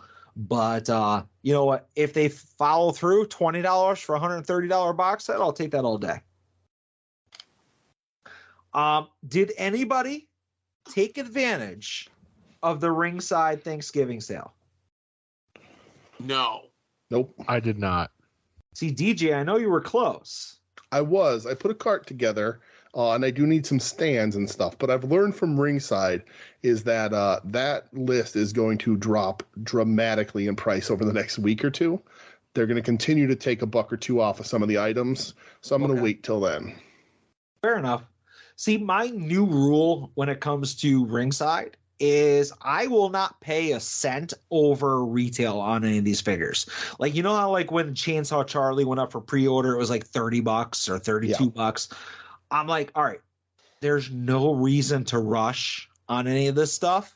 So it's like, if I have to get a figure a month after all the other guys in the network, so be it.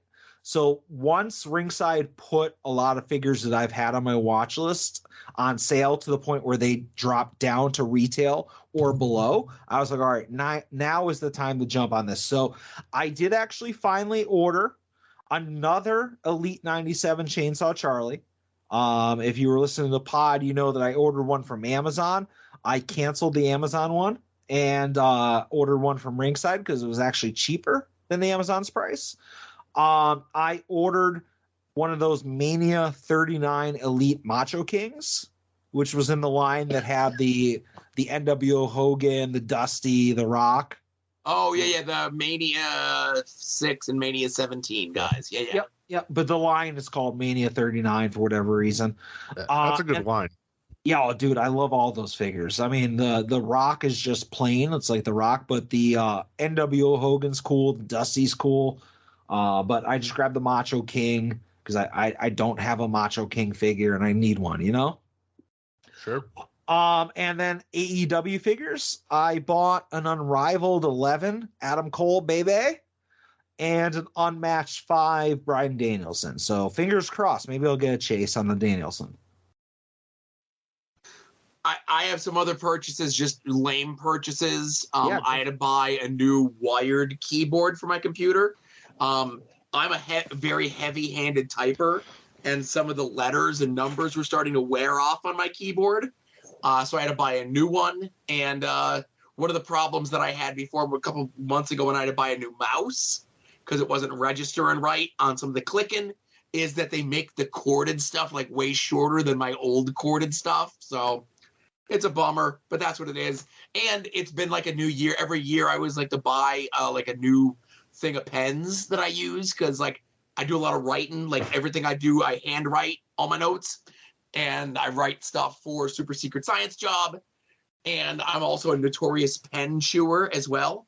So sometimes the pens run out of ink and then are chewed beyond recognition at the same time. So I ordered a thing of pens as well. The keyboard came the next day. The pens just keep getting moved back. That's cool. Brett, DJ, anything else? Really quick, the Asylum Wrestling Store, they're like their figure line went up 10 minutes ago. You can get the Road Warrior set for $48 plus shipping. Now, and the same what's thing that for the normally? Huh? What's that normally? I don't know.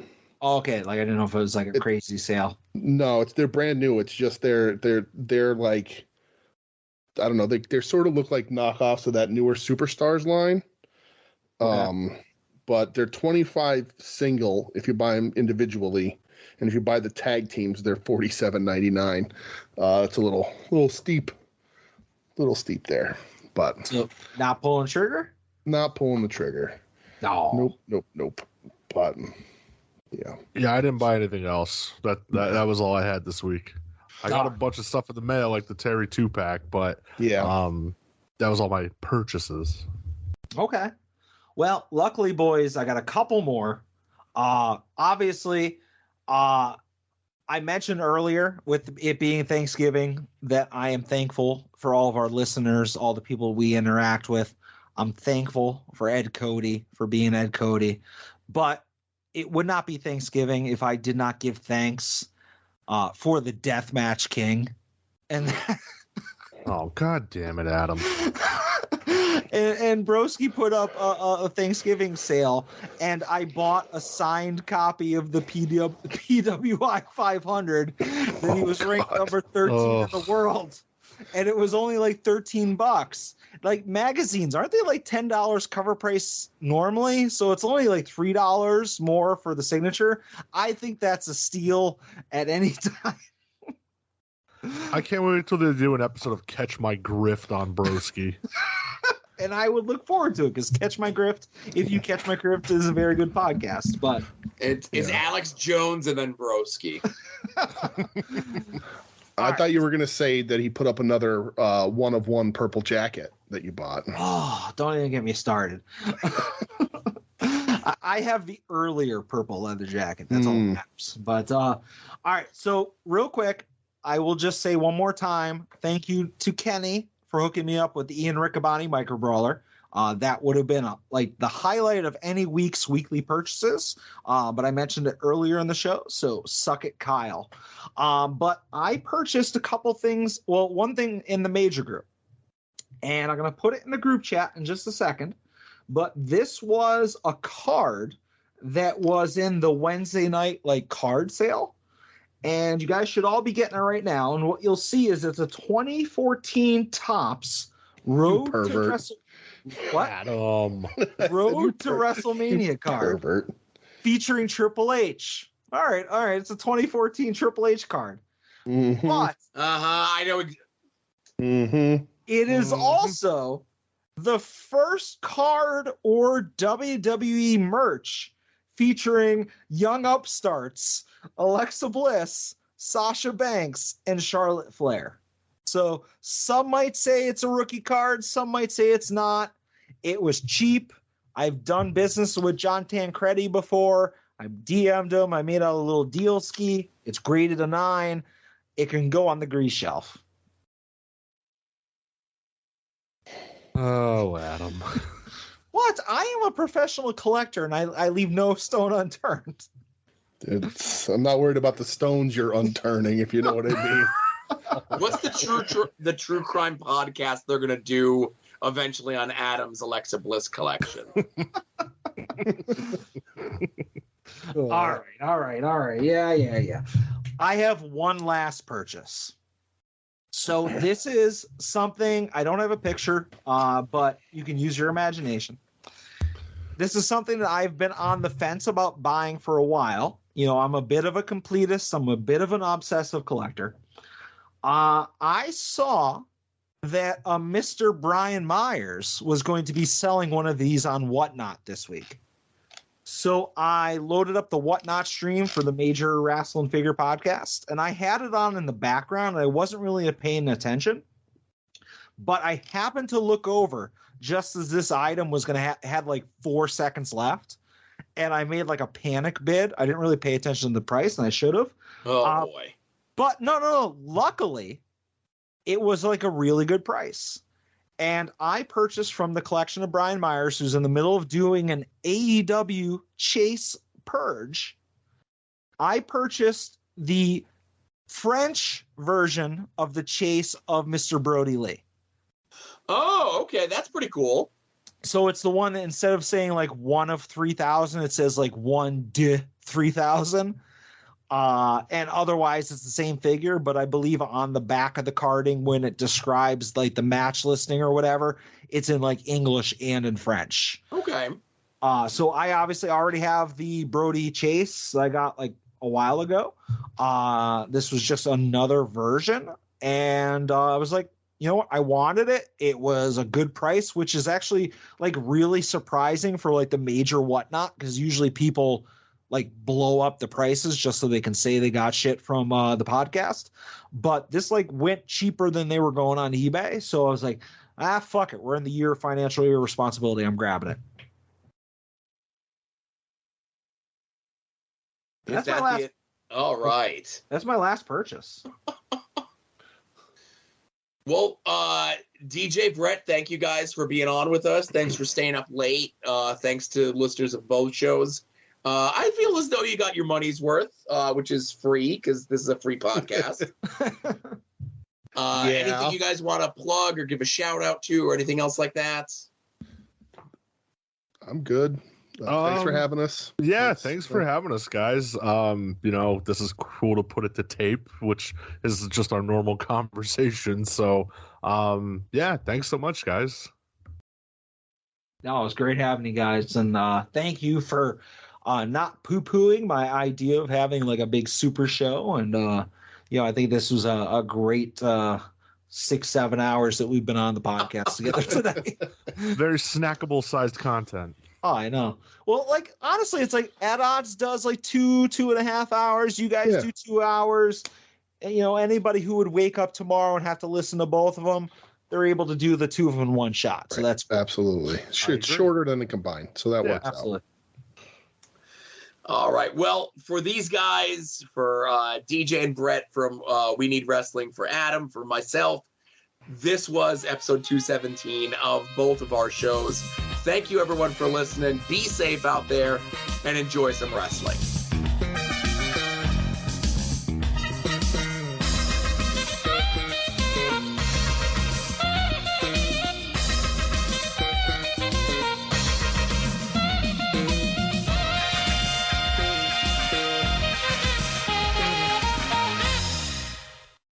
You're listening to the soon-to-be-named network, the Lamborghini of podcast networks. Knock it off, nerds!